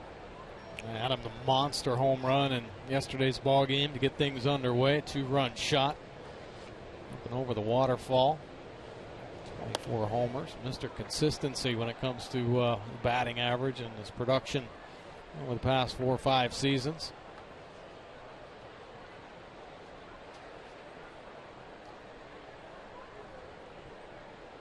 One ball, 1 strike count. Adams stepping out.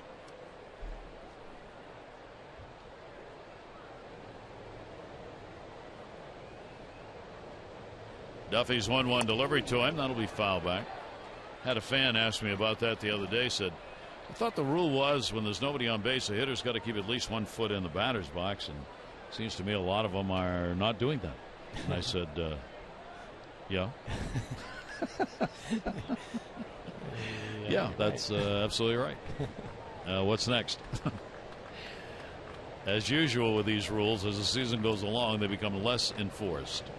1-2 pitch on the way, and that's fouled back into the screen. And a 1-ball, 2-strike count. Well, Duffy staying aggressive with the fastball on Adam Jones. A couple of the base hits, including that home run that he hit on breaking balls from Medlin. So trying to fill it up with cheese inside to Adam. Does not want him to get that bat head extended. 2 down, base is empty. The 1-2 delivery on the way, and that's that. That's strikeout number 5 for Duffy. The Orioles are retired in order. Royals protecting a 3-2 lead.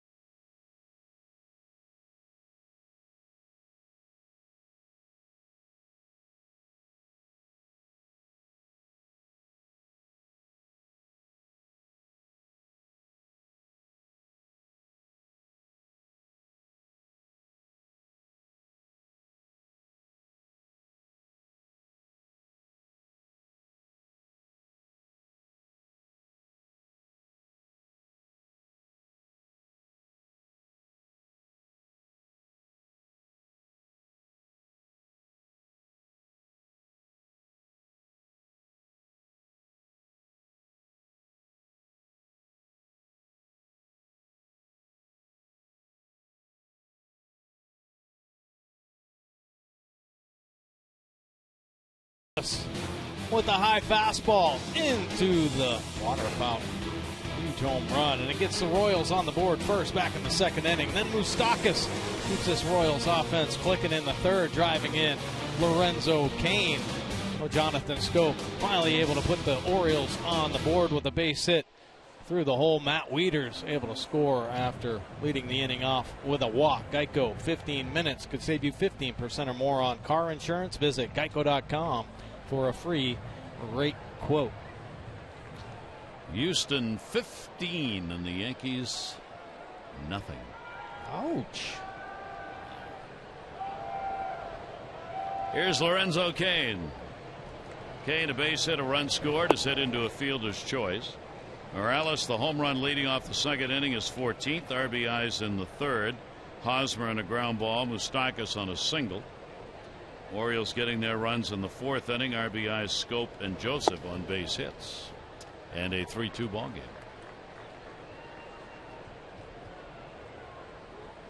Cain 1 for 2, 4-game hit streak for him. Lorenzo Cain tied for second in steals starting the day. Dyson right behind him with 23. And the pitch is taken outside for a ball. Gonzalez has 3 walks, 1 strikeout in the game. And causing Buck Showalter to pace. Has it, then loses it. Has it, loses it. Good innings, bad innings. This kind of goes along with the season of inconsistencies here, really, for the whole squad. Rotations had their ups and downs. Offensively, they've done the same. Just never really been able to lock in and stay consistent as a unit for an extended period of time. 3-1 delivery on the way, and that's going to go to left field right at Pierce, and he's got it. Cain is retired. Our lows never stop improving. Yeah, a little homesick indeed. Home versus road this season. 37-25 record at home. 25-37. Every number except the bullpen earned run average. Worse on the road. Buck Showalter now out to the mound. Get Miguel out of there. Well, unhappy. He's not going to have a chance to get a win in this ball game. He leaves. He hasn't gone 5. He'd like to have stayed in there and see if the Orioles could have scored in the next half.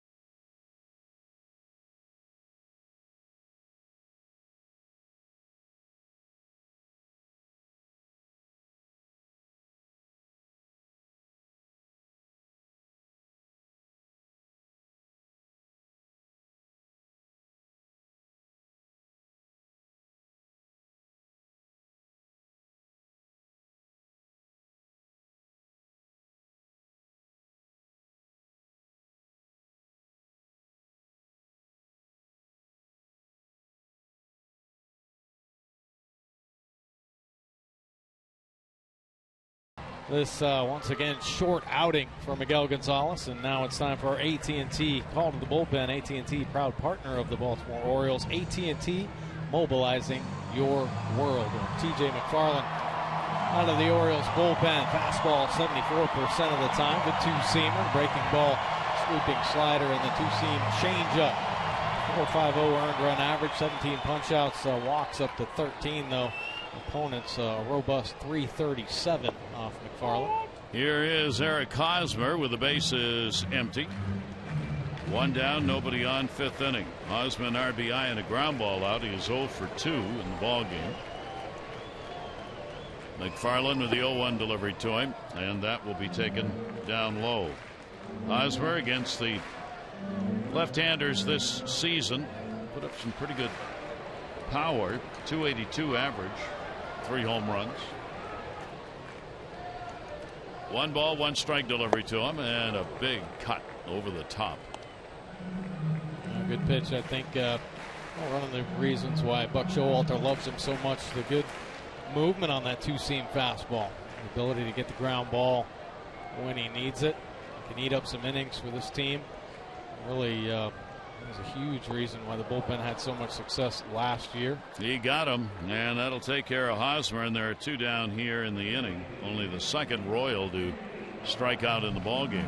Oh, nice breaking ball here. Get ahead and then expand. Breaking ball down at the bottom of the zone. Hosmer right over the top of it. Good pitch there. Well rested. TJ McFarland worked on the 20th against Minnesota. A couple of innings, eating up innings where he gave up 6 runs, 7 hits, as the Orioles needed someone to carry on. And the pitch is taken for a strike. Morales, 2 down, nobody on. 14th home run came in the second inning. He has also drawn a walk in the ball game. Infield with a shift on, and the pitch is down low. 284 lefties, 280 righties. 1 ball, 1 strike count. DH, switch hitter.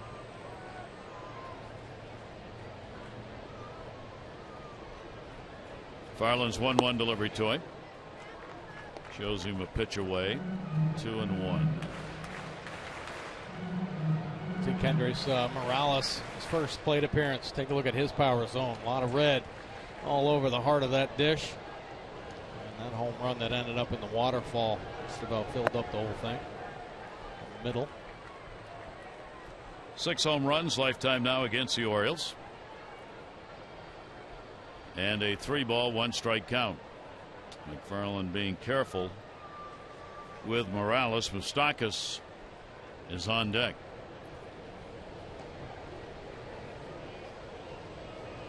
Three-1 delivery to him, and that's outside. So surrenders the 2-out walk here in the 5th inning. This copyrighted telecast presented by authority of the Orioles may not be reproduced or retransmitted in any form, and the accounts and descriptions of this game may not be disseminated without the express written consent of the Orioles. 2 out, 1 on. Moustakas double, single, RBI. 3 hits now and 6 at bats in the 2 games. He's got a 6-game hit streak going, and takes the pitch for a strike. Moustakas now has had 9 hits and 23 at bats during the streak. That's pretty amazing what confidence can do to you. Moustakas kind of struggling along last season and started to find the adjustments, feel better about his game, and really hasn't looked back. A huge part of their success in the postseason, and now into this year.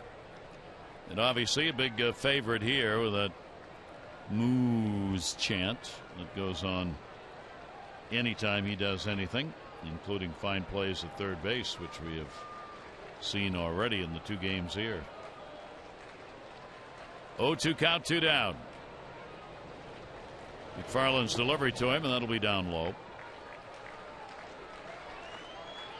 Orioles keep the shift on with the left-hander on the mound, moving Scope out into shallow right field.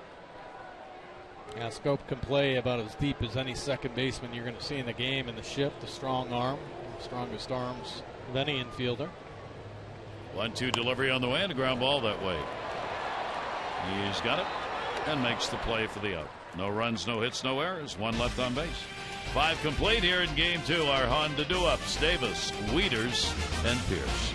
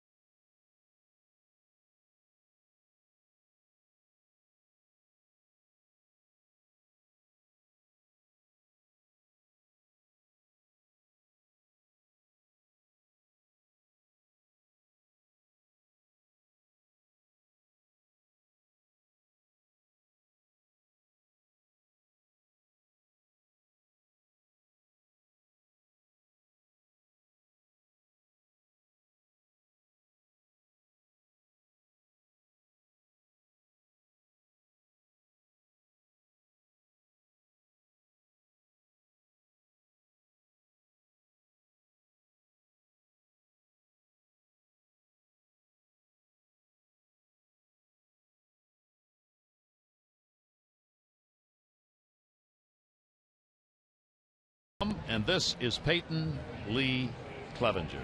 Welcome into this world. 6 pounds 13 ounces, 19.5 inches, born at 1:09 p.m. yesterday. Steve got there just in time. It was a little early. They were expecting maybe a couple of days where the baby was going to be born, but the baby born today. Steve left yesterday to get there, and so he'll be back with the ball club a couple of days. Meanwhile, enjoying a new member of the family, their first. Beautiful baby. Congratulations. And the pitch is taken inside for a ball. Duffy with 2 walks and 5 strikeouts. Davis has popped out and struck out. Orioles down by 1 in the 6th. Into the shift. Fonte got him, almost threw it away. That's that long toss second basemen aren't used to making. And once again, you see how valuable Hosmer has been to this team at first base. There have been a couple wild throws, and he's been able to save many of their infielders. Great feet around the bag. Waits for the throw and then reads it. Strides to the ball. Nice play. Fonte says thank you very much, Mr. Hosmer. Well, Matt Waiters has thrown the only 2 walks surrendered by Duffy and scored. He got the 2-out walk in the 4th inning to keep it alive. And the pitch to him is inside for a ball. Well, Matt trying to get the bat going for the remainder of the season, hitting .278 in the month of August, 1 home run. Waiters lets that one go by. There's Michael Givens in the bullpen. There's just something about the strike zone when Matt Wieters comes up that Duffy can't find. Yeah. Scared to get it on the plate. 2-0 delivery, got it in, and maybe that's why. That'll be a base hit. Rios will hold him to a single. So Wieters on 3 times, picks up the base hit with 1 away. Your favorite Orioles are back with their favorite dogs and cats in the 2016 Orioles Pet Calendar. 16-month calendar benefits Barks, the Baltimore Animal Rescue and Care Shelter. The calendars are available at the park or the official Orioles team store in York, PA, or you can order them at Orioles.com/pet calendar.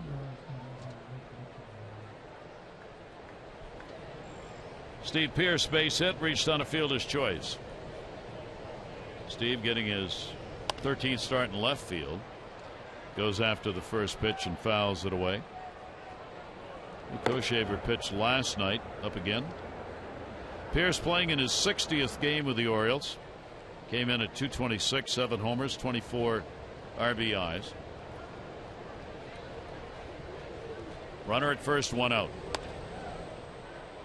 Out of play. Steve Pearce had a rough year, I think, offensively. Kind of battling through a few things mentally most of the time this year. Last year, a great breakout season with the 21 home runs.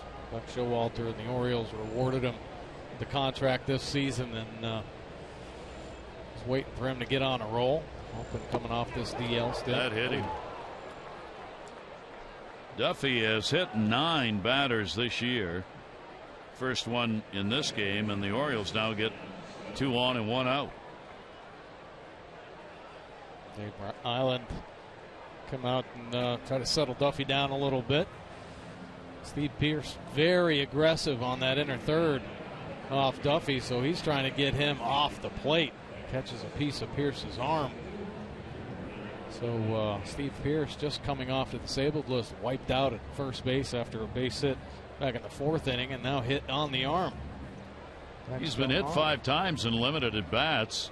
He's been hit 5 times in 177 at bats. Adam Jones 6 times in 450 plus. So Steve on, tough way to go, but the Orioles get 2 on with 1 out. Take that. Potential tying run now on at second base.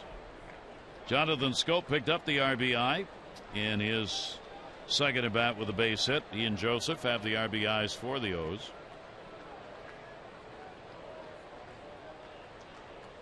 Orioles 1 for 2 with runners in scoring position. Ball foul back into the screen. Jonathan has extended his hit streak to 4 games with a base hit that he picked up. Continues to impress with the bat, driving that batting average up now to 299. And a swing and a miss and a great pitch in on the hands. Real good fastball. The opportunities in this ball game with runners in scoring position. Orioles 2 for 3. Royals just 1 for 6. Hope Jonathan Schoop can capitalize again with runners in scoring position. 0-2 the count.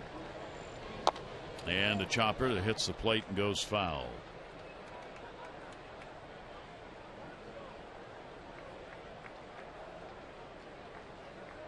Well, Duffy's strength is definitely that fastball, and he's been pounding it into the right-handed hitters. He let that one get away from him, leak back over. Jonathan Schoop, all he could do to just get the bat head on it and keep this at bat alive.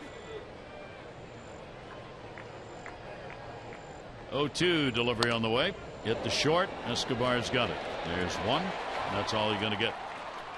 Looked over with Schoop's speed. Infante also had the runner bearing down. Pierce decided, I'll hang on to this. 2 down.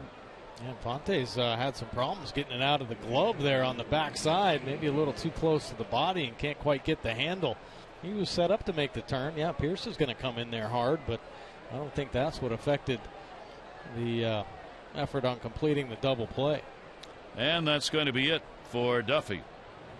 Yost on his way out to the mound. So the bullpens take over. Duffy will leave here with a chance to be the winning pitcher. And Luke Hochevar will be coming on in his stead here in the 6th inning. Orioles runners at first and third, 2 down. Caleb Joseph will be coming up.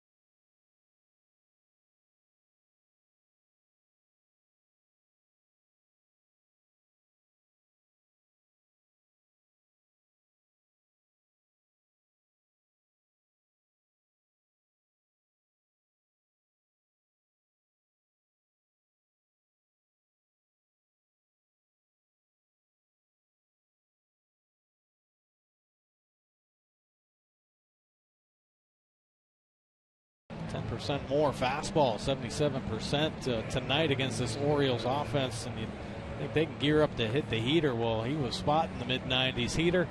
Only 15% breaking balls and 8% change. 5 2/3 and 2 earned runs. And they make a call to the bullpen. Luke Hochevar, fastball 82% of the time, and it's a power fastball, cutter, curveball combination. Breaking ball 18% of the time. 3.31 earned run average. Does have a win on the year. 39 punch outs, just the 10 walks, holding opponents to a 244 batting average. Righty just 228. He's a fly ball pitcher. 64% of his outs in the air, and he's let 4 of the 14 runners score this season. First and third, there are 2 down. Caleb Joseph facing Hochevar for the first time will foul it back. So the Orioles with a chance to get it tied up and maybe more here in the 6th inning. The single with 1 down by Wieters, and Pierce hit by a pitch. Get the inning going. Fielder's choice hit into by Schoop. And the runners at first and third. O'Shaver, the 0-1 delivery. Breaking ball will miss outside. Orioles saw O'Shaver last night and then pitched an inning. Finished up the game with a couple punch outs.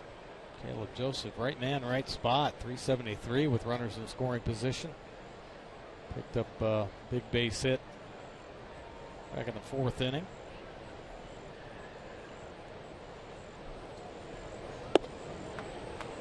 O'Shaver will miss up high with that one. Count goes to 2-1. Big #1 pick who did not pitch last year. Tommy John surgery.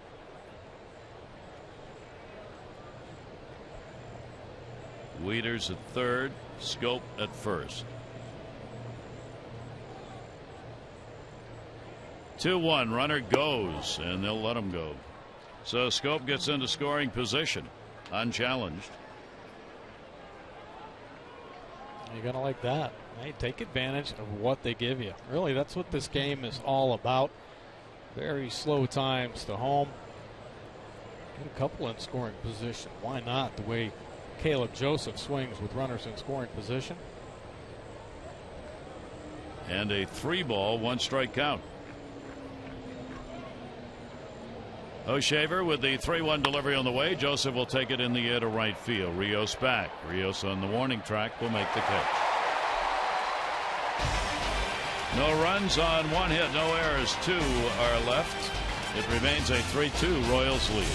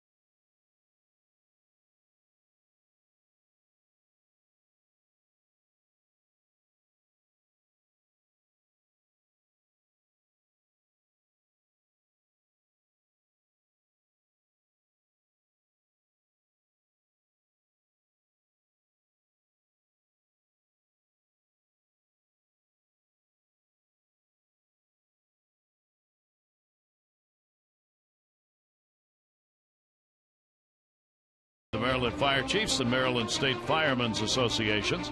Email mdfirevolunteer@gmail.com to volunteer with your local fire, rescue, and EMS. And by your local Mercedes dealership.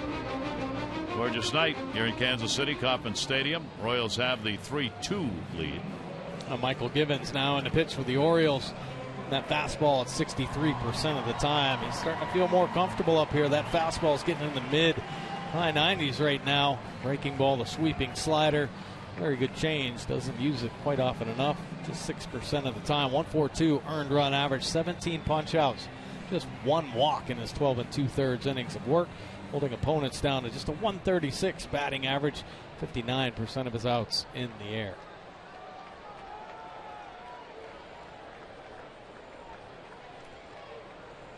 Shift on against Perez, 0 for 2. Fielder's choice, and he is grounded out. Bottom third of the order. Due up against Givens. McFarland 2/3 of an inning. Had a walk and a strikeout. 1 down. As promised earlier in the game, we've selected the Data Strong fan photo of the game. You can tweet your strongest fan photo to O's Couch Cam. You might see yourself in an upcoming broadcast. Brought to you by T-Mobile. Michael Givens came up, signed as a shortstop. out of Tampa, Florida, and nice play right there. He's going to be able to help himself defensively on the mound. Nice athlete. Rios with a base hit. He's 1 for 2. 3-6-1. The Royals, 2-5-0 for the Orioles. Each team has left 6 on base. Givens with the 0-1 delivery. That one will be fouled off and got Joseph. Yeah, exposed the ribs a little bit right there.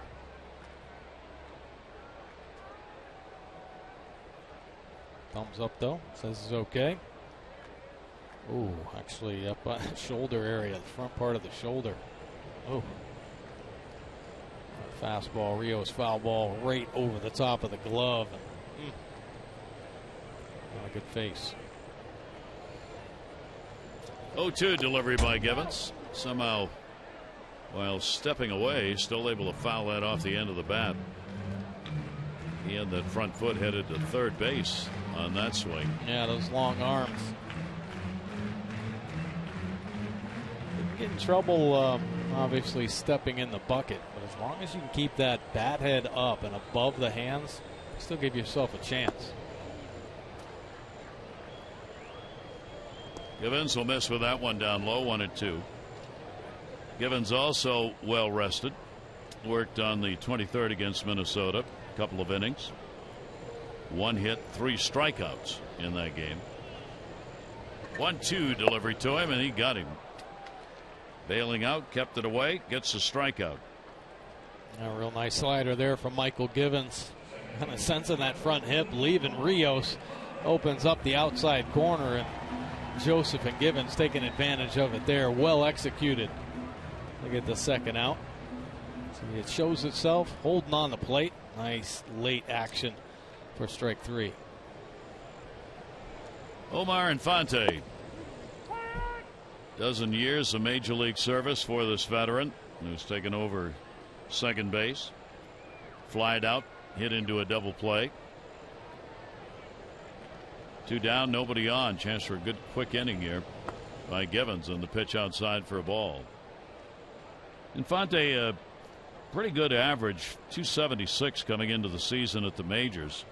He hit almost exactly the same in the minor leagues as he has in the majors. 277 to 276. 1-1 delivery down to first base. Davis is right there. He'll go to the bag. Good inning. Givens comes on and retires the side in order. 3 up, 3 down. And it remains a 3-2 Royals lead.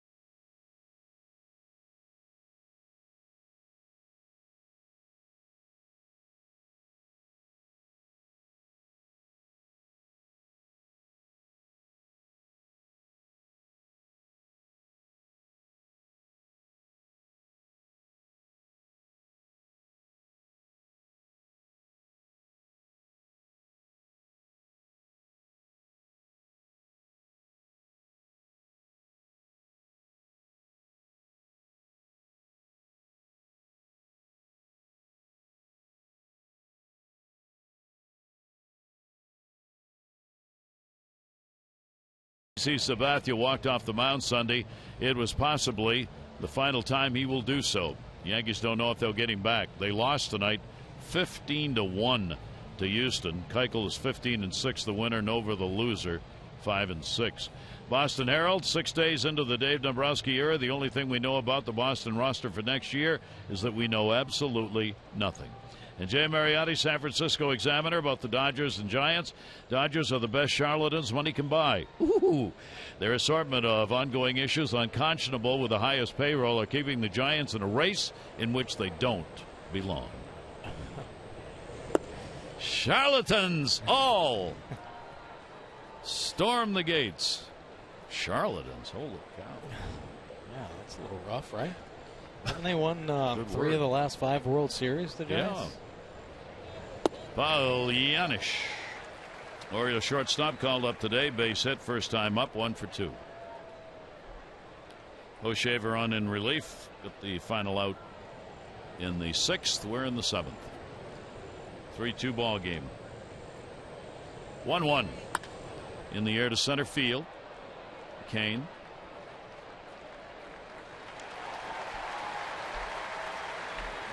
One down. Follow the Orioles wherever you are with MLB.com at bat, #1 app for live baseball. At bat, up to the moment, any moment, in-game highlights, live look-ins, StatCast, radio broadcasts, and more. Get MLB.com at bat for your smartphone or tablet.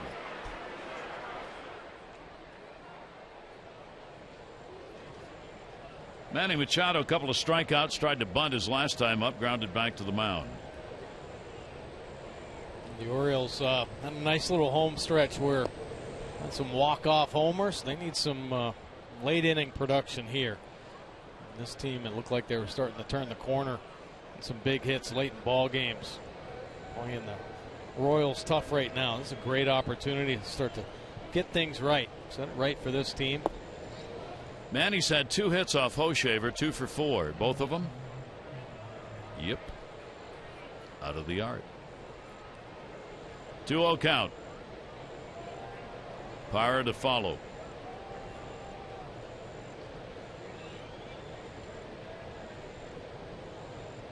.2-0 delivery, and Manny on a cut on a pitch. Well located that time. Kept it in the strike zone at the knees. 2 ball, 1 strike count from Hochevar. Yeah, good arm. You mentioned former #1 pick. Just never really panned out as a starter. Injured last year with the Tommy John surgery, so into the bullpen. So everything kind of playing up a little bit. He's been much more aggressive out of the bullpen with his fastball. Escobar.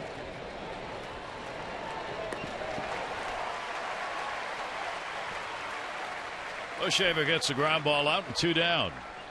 Pitchers in charge here. Morales, a home run in the 2nd inning. Kansas City on the board. They added 2 more in the 3rd. On the RBI ground out by Hosmer and a base hit by Moustakas.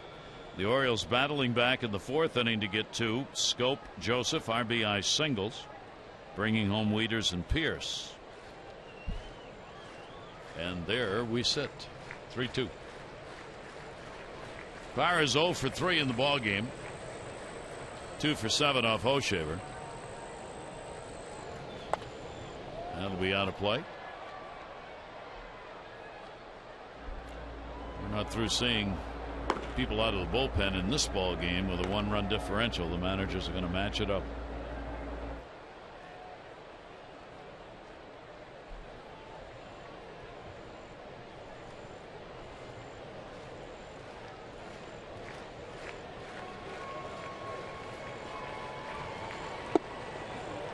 Wow. 81 miles an hour. It almost looked like a top knuckle curveball there. Yeah. Well, he doesn't have the changeup, so he uses this curveball as his off-speed pitch. It's on top. That's a 12-6 breaker. Gets ahead of Power, the 0-2 count. Set up outside. That's where the pitch was, and it's fouled away.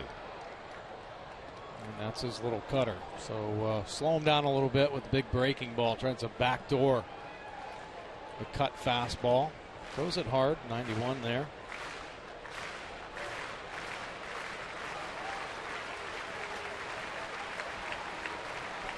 .02 count. Hochevar after the 1-2-3 inning. In the air to the gap. Not going to get it. Power up. He'll make the turn, head to second base. Lorenzo Cain after it, and it is a double.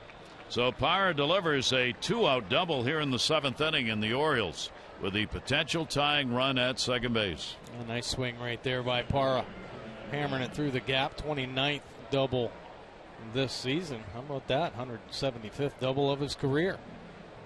Nice number. Saw the breaking ball, saw the cutter, and here the two-seam fastball leaking back over the plate. Perez wants it inside.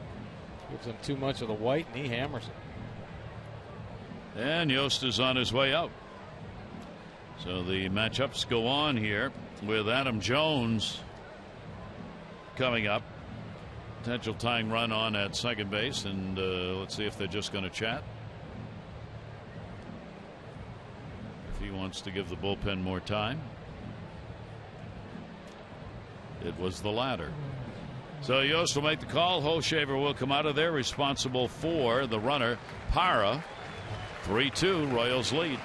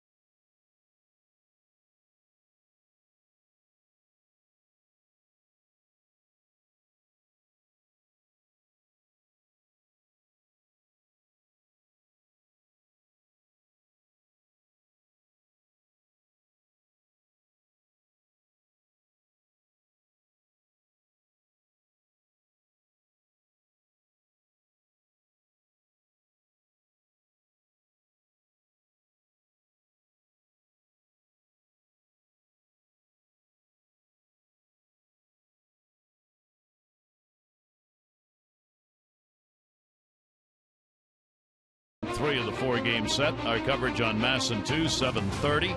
O's Extra presented by Jeep. Game coverage will be at 8. All the access you need right here on Masson. Take a look at Kelvin Herrera coming out of the Royals bullpen. That fastball 86% of the time.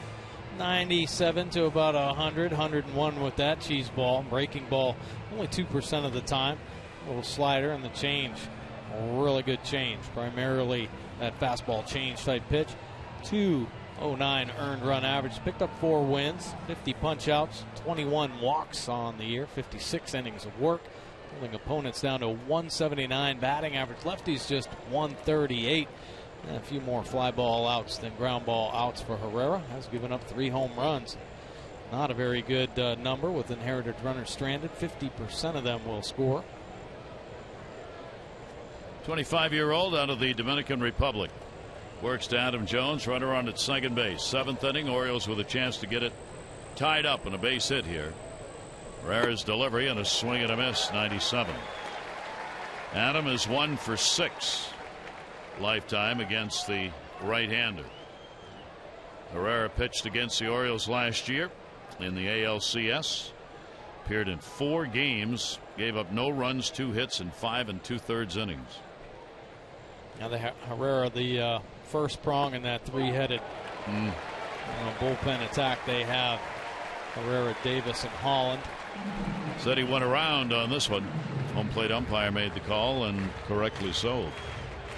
This bullpen, Kansas City, they haven't given up a run coming into the game in the last 5 1/3 pitched. They've allowed only 2 earned runs in the last 27 innings out of the bullpen. 0-2 count, 2 down. Herrera's delivery, and that's that. So Herrera comes on and gets the strikeout. No runs on 1 hit, no errors, and 1 left. 7th inning stretch time, 3-2 Royals.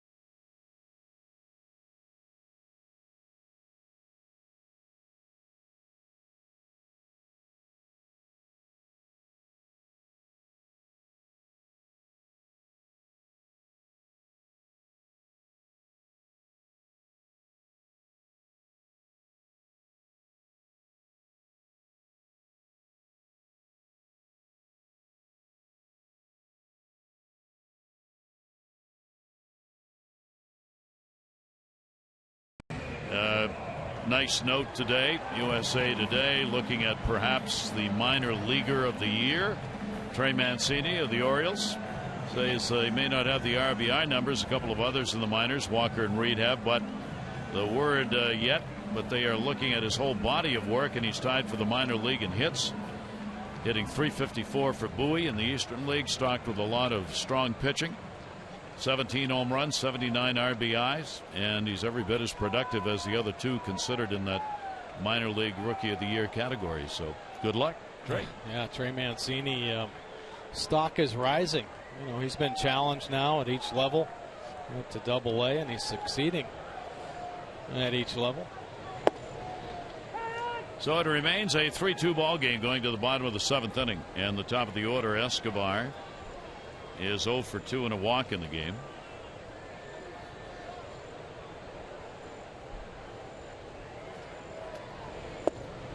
Swing and a miss on that one. Givens staying in.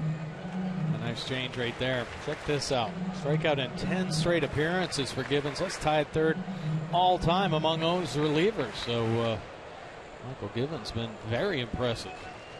The strikeout pitch. 0-2. And right off the end of the bat by Escobar. Givens working in his 2nd inning of relief. He's come on and given the Orioles more than 1 inning's worth of work, usually a couple. 3rd time up with the Orioles. Ground ball, slowly hit. Manny Machado, big hop. A nice play right there by Manny Machado. He was awesome in last night's ball game. Good focus there, setting himself. Lefty Brian Mattis in the bullpen. Gonzalez went 4 1/3, 3 runs, 6 hits. McFarland 2/3 of an inning, strikeout and a walk. Now Givens in his 2nd inning of work.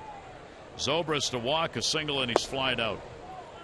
And takes the pitch inside for a ball. Zobrist and then Lorenzo Cain coming up.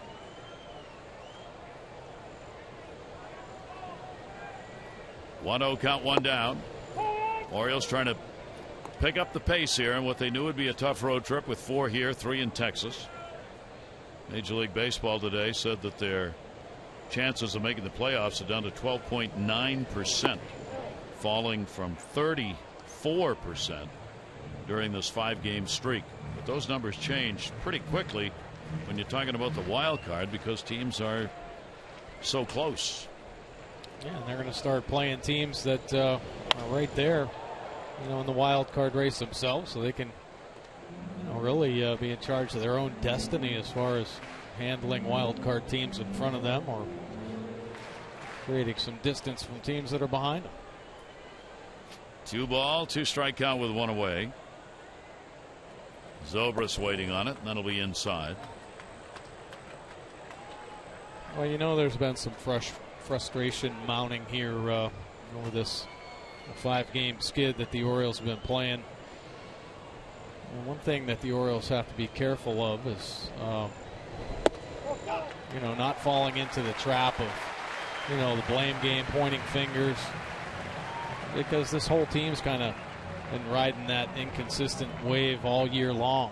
And just because they run into a 5-game stretch here where they've lost some tough ball games, they have to find a way to pull together and not separate themselves, because there is enough talent on this team to get back into the postseason. Dangerous situation here. You got Lorenzo Cain and then Hosmer, then Morales get the middle of the order. Zobrist gets the walk to try and start it here, and the pitch will be outside. There have been just 4 or 5 walks in the ball game now. 3 Gonzalez, 1 McFarland, 1 Givens. Lorenzo Cain, base hit, run scored, 3rd inning. He is 1 for 3 in the ball game. 4 hits, 8 at bats in the series, and he will foul that one away. So 1 ball, 1 strike count. Givens looking to hold it right here. Each team only 6 hits in the ball game. For Kansas City, they have not had a hit since Rios led off the 4th inning. The Orioles, they have put some hits on the board with a double in the 7th. Base hit, couple on in the 6th. 1-1 pitch on the way inside. 2 ball, 1 strike count. Orioles have had Brian Mattis ready in the bullpen. Hosmer, left-handed batter, is waiting on deck. 2-1 delivery by Givens and a chopper foul. A 96-mile-an-hour heater. And that good run action there, bearing itself on that inner third. Michael Givens, boy, showing some great confidence. So what a competitor he is. Talking with pitching coach in Bowie, Alan Mills, he said that's really what defines Michael Givens. Kind of calm and cool on the outside when you talk to him, and he's out of uniform, a great guy, but he gets on the bump, man, he turns into a different person. Parra coming over near the line, the runner halfway. He'll put it away. Kane is retired. Big out. 2 down. Zobrist stays at first base, and that'll be it for Givens, as Buck Showalter will come out for the lefty-lefty matchup and bring Brian Mattis in from the bullpen. So Givens, the batter's face, 6 of them, gave up just the walk, got the others out, responsible for the base runner on.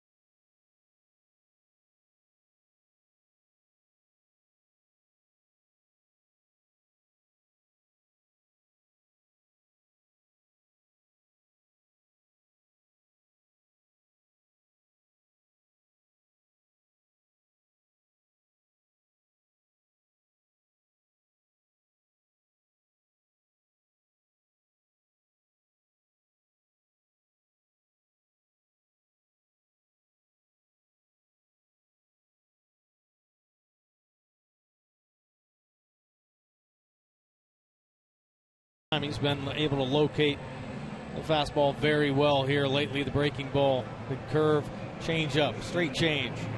He's been very successful here recently, and that earned run average continues to come down. 218 right now, 51 punch outs, just 18 walks. One of the opponents just a 200 batting average. The lefties, 141. He has been tremendous in the lefty-lefty matchup. Alerted runners stranded. A little down this year from years past for Mattis. He will face Hosmer with a runner on at first base. And Hosmer will take the first pitch for his strike. He is 0 for 4 against Brian Mattis. Hosmer tonight with the strikeout, RBI, and a ground ball out, and he has flied out. 3-2 lead, Royals. Bottom half of the 7th inning. Ground ball. Second base. Jonathan Scope's got it. Brian Mattis gets the job done he was asked to do as he gets the lefty out. No runs, no hits, no errors, and 1 left on base. The Orioles looking for a couple as they trail by 1.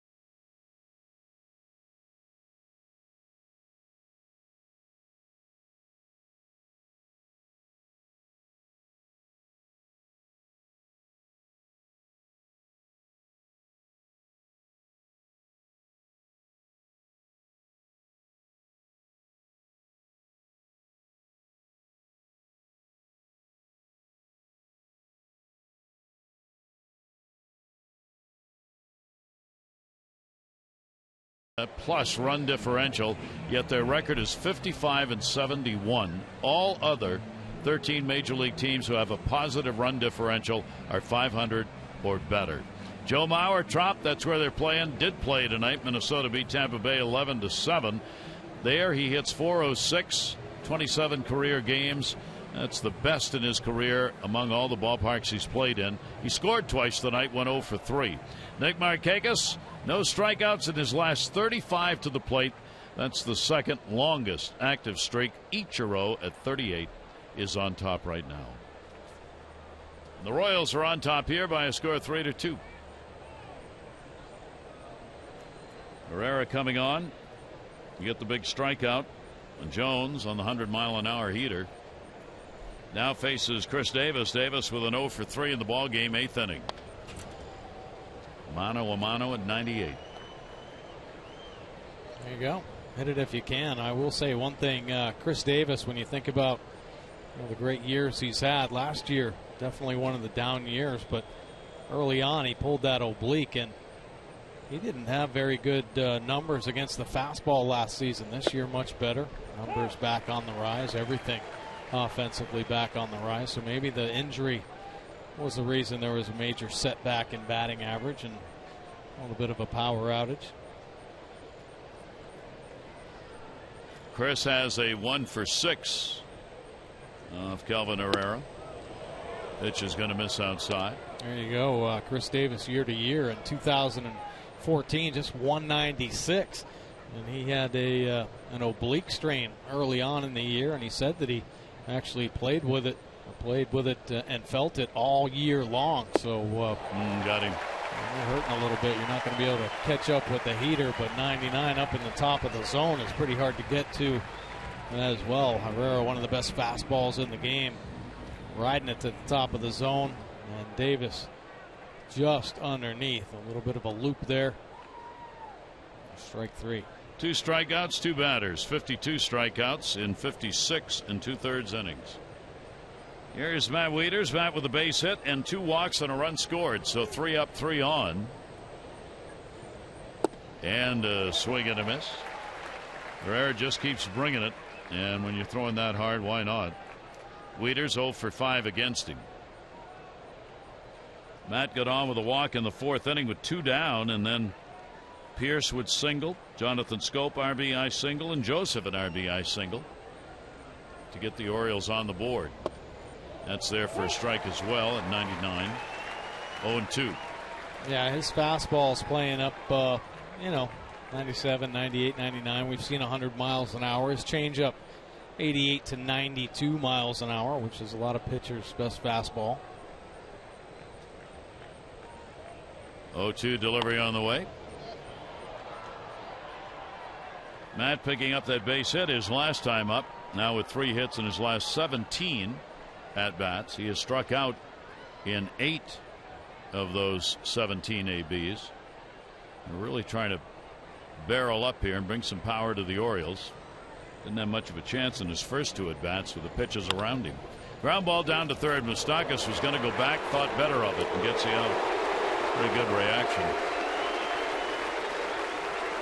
2 down. Take a look at the Orioles box score here today. Middle lineup not very productive. They've really been counting on Adam Jones and Chris Davis to add some boost. Well, today not much there. 0 for 4 for each of them, and 4 punch outs between them both. Wieters, Pierce, Scope, and Joseph. Giannis at the bottom picking up base hits. 2 down, nobody on.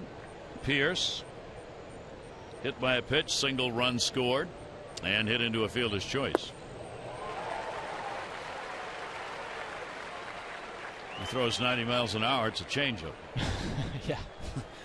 Actually, that was his slider, 90 miles an hour. He's got a 92 mile an hour change, 90 mile an hour slider, 100 mile an hour fastball. Ay, ay, ay. And Pierce steps out. 0-1 count, 2 down. If you can connect with one of these fastballs, it'll give you a lot of distance on its own. Trouble is hitting it. 0-1. He hit it. He's got a base hit into center field. So Pierce is on with a single, and once again the Orioles get the potential tying run on with 2 down here in the 8th inning. And this is how you hit it. You stay short. You have to have the most direct bat path you can possibly have to catch up with a high 90, 100-mile-an-hour fastball. Pierce stayed short there, taking it right back up the middle. If you get big at all and there's any loop in your bat head, you're just going to be exposed. Jonathan Scope, base hit, RBI, fielder's choice, and a strikeout. Foul ball. That one got Perez. Home plate umpire will walk it out a little bit and give Perez a moment. Salvador Perez, mainstay in this team. Yeah, still smiling. Takes a chest punch right there with the fastball. Right over the top of the glove. And Perez has done a great job for them both behind the plate and at it. He's among the leaders in catchers offensively in the American League. 1 strike count, 2 down. Pierce the lead at first base, held by Hosmer. Up in the air to left field. Zobrist. He's got it. No runs on 1 hit, no errors on 1 left on base. Bottom half of the 8th inning coming. It remains a 3-2 Royals lead.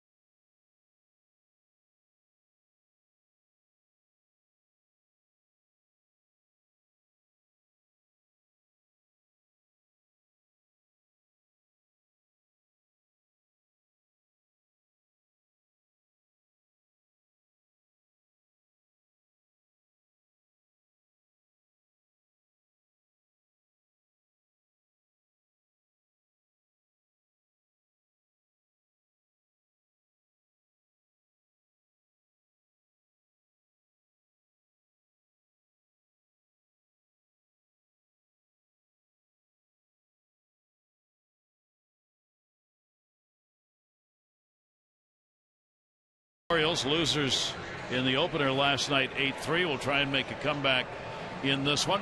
Manny Machado fan, and there's Manny, who has had an 0 for 4, but is going to get another shot at it in the 9th inning. Job now, bullpen hold these Royals to just the 1-run lead. Brian Mattis will stay on at least to start the bottom of the 8th inning.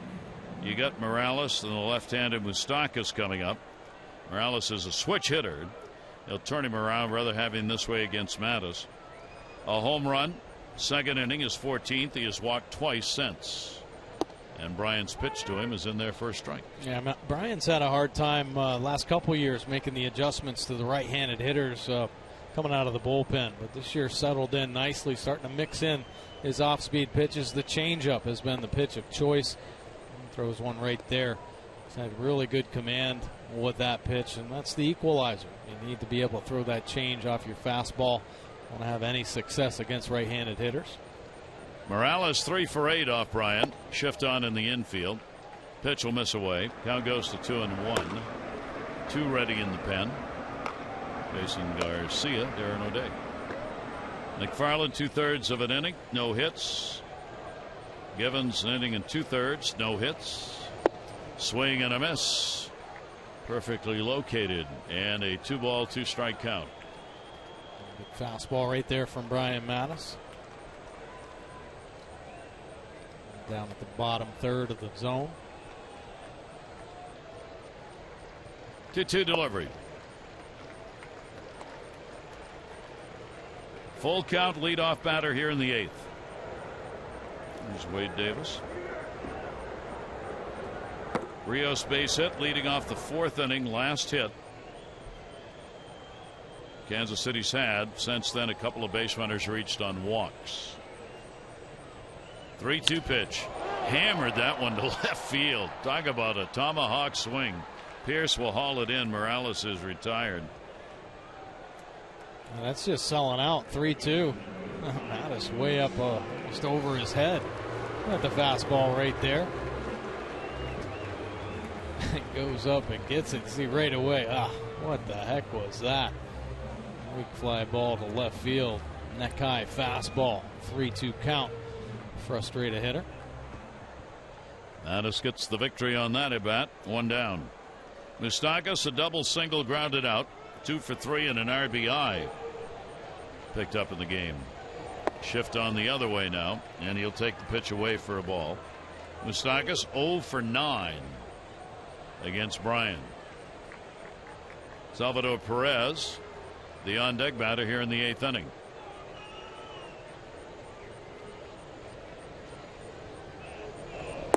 That will catch the plate. Came back in on him. 1 ball, 1 strike. I see Manny Machado now with the big shift on. Still honoring the bunt, though. I think recently with so many bunt attempts on Manny, he's got to start being aware of that. They're shortening up, even though the big shift on. 2 outstanding bullpens in this series. We told you the Royals ranked first. The Orioles in ERA are third.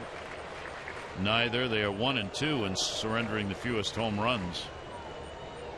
2-1 pitch on the way, and that's on the inside corner. So he's got Moustakas guessing on the inside outside part of this at bat, and it's 2-2. Well, you got to move it around, change speeds.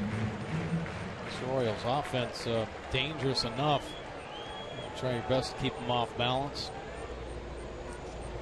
2-2, foul back. Orioles, Joseph, Yanish, and Machado will be due up in the top of the 9th inning. No Showalter, just hoping to get there with this 1-run game. 2-2 pitch is down low. So now speed delivery inside that bounced, and the count goes 3-2. 29,734 tonight. 2-9, 734, and a beautiful evening. Gorgeous weather here in Kansas City. This time of year can be very hot and humid, but it's not. 3-2 delivery, and that'll be foul back. One of the security people here who's been here forever saying he didn't think there'd been a 100-degree day in Kansas City this summer. Wow. That's pretty amazing. It is. I was talking with Ryan Flaherty earlier today, and he was asking me about the history of the stadium, and he said they used to have turf on this field, and I said, oh yeah, they had turf, the old turf, and it used to get like 130 degrees on the turf. Players' feet burning up, and they'd have ice buckets waiting for players in the dugout. 3-2 delivery and walked in. So with 1 away, the Royals get a runner on here in the bottom of the 8th inning. That'll be it for Brian Mattis. 2/3 of an inning worked and a walk. So he'll be responsible for the runner. Salvador Perez will be coming up and will be facing Darren O'Day. The Royals maintaining a 3-2 lead.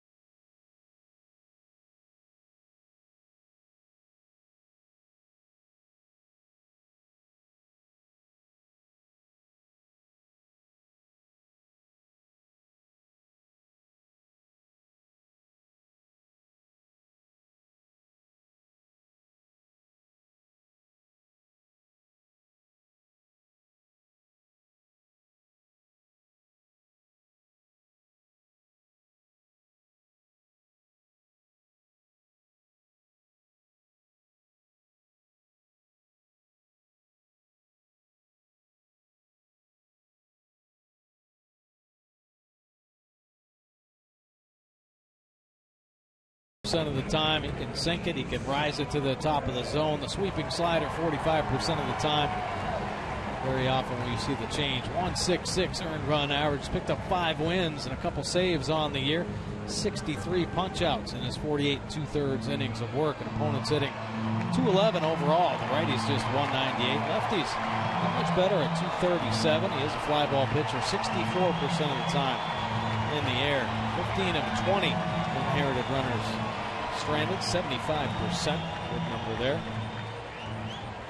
Runner on at first with a walk is Moustakas. 1 down here in the 8th. Salvador Perez 0 for 2 against O'Day. 0 for 3 in the ball game. Perez first ball hitting. Scope. Yanish fires a good arm. Saw he needed to get rid of it in a hurry. That'll do it. No runs, no hits, no errors. Nobody left on in the 8th inning. The Orioles have 3 outs to work with. Need 1 to keep the ball game going and a couple that may be enough to win it. Good double play ground ball to get out of that 8th. It's the Royals 3 and the Orioles 2.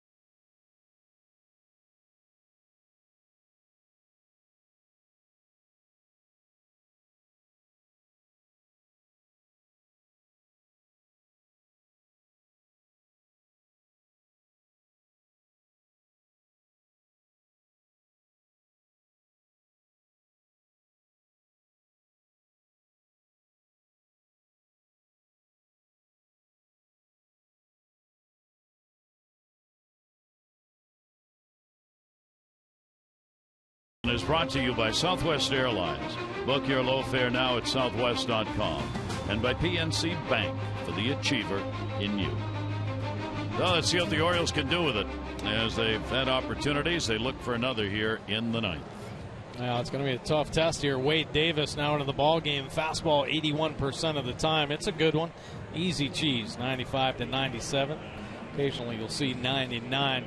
Has a 2-seamer. He cuts the fastball as well. Curveball and change. 105 earned run average. Picked up 7 wins, 11 saves, and 12 opportunities. 58 punch outs, 15 walks on the year. Holding opponents down to just a 164 batting average. He has given up 2 home runs. Davis has pitched a lot against the Orioles over the years. Former starter, Tampa Bay, 6-5 record against the Orioles, 0 for 1 in saves. Caleb Joseph, 9th inning underway, and the pitch up high for a ball. Well, the bullpens settled in. All of the runs came off the 2 starters, who are still the pitchers of record. 3 runs, 6 hits, 4 1/3 off Gonzalez for the Orioles. That ball in the air to right field, right at Rios. Duffy gave up 2 runs, 5 hits, 5 2/3, the KC starter. 1 away here in the 9th. We'll get a pinch hitter for the Orioles. Urrutia is going to go on to pinch hit. Yanish came up to play short. Had a base hit in his first at bat in the game. Now Urrutia. Urrutia's gone 2 for 2 off Wade Davis.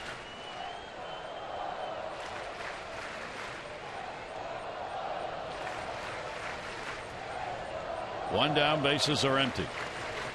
And the pitch is in there for a strike.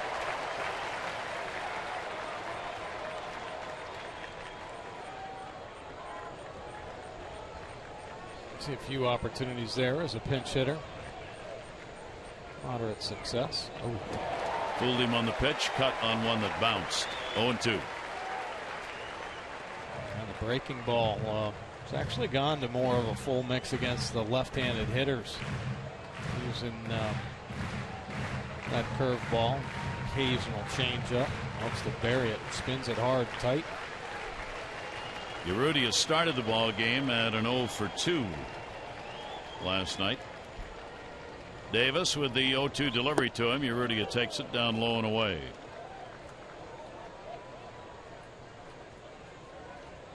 Orioles in another one of these one-run ball games. They are struggling this year to win these. 17-22, while Kansas City's 20-11, the number one mark in the league in one-run wins. Orioles would like to spoil that here in the top of the ninth inning. Well, and I think the approach they have to start having, especially late in ball games, tighter ball games, is not to think about doing too much. Yeah, everybody'd love to hit a home run to tie it up, but reality is it's a big yard. Got to make a throw to first base. Perez does. 2 down. And those hard breaking balls there.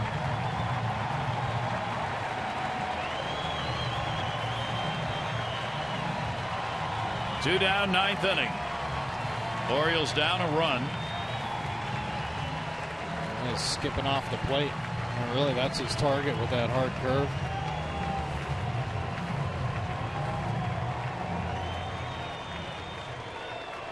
Manny Machado 0-for-4 in the game. And the pitch is there for a strike. Machado an 0-for-3 in the times he has faced Wade Davis.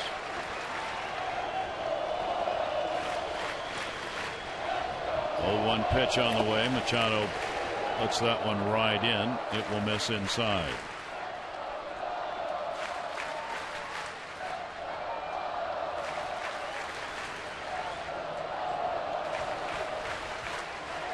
Davis ready with a 1-1. That is there.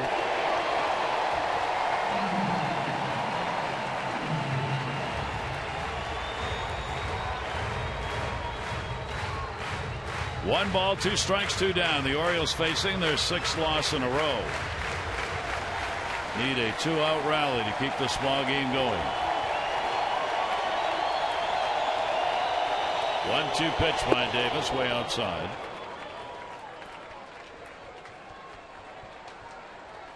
Yeah, not a lot of life or energy. I think the Orioles kind of sitting back waiting for something to happen. These last 5 games have been real tough on this team. That one will be taken down low. So he works the count to 3 balls and 2 strikes. Davis had a 2-0 mark in the ALCS last year. 4 games, no runs, 2 hits, 5 innings.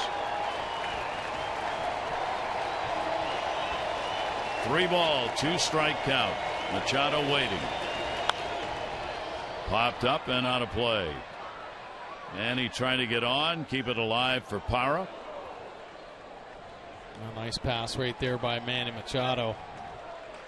See, this season he has picked up 11 saves and 12 opportunities.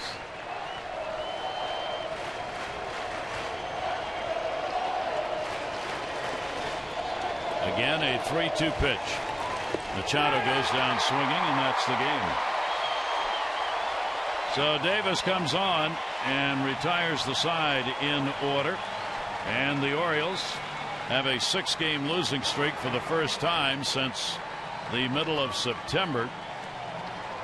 And Kansas City has now won 8 consecutive ball games against the Orioles.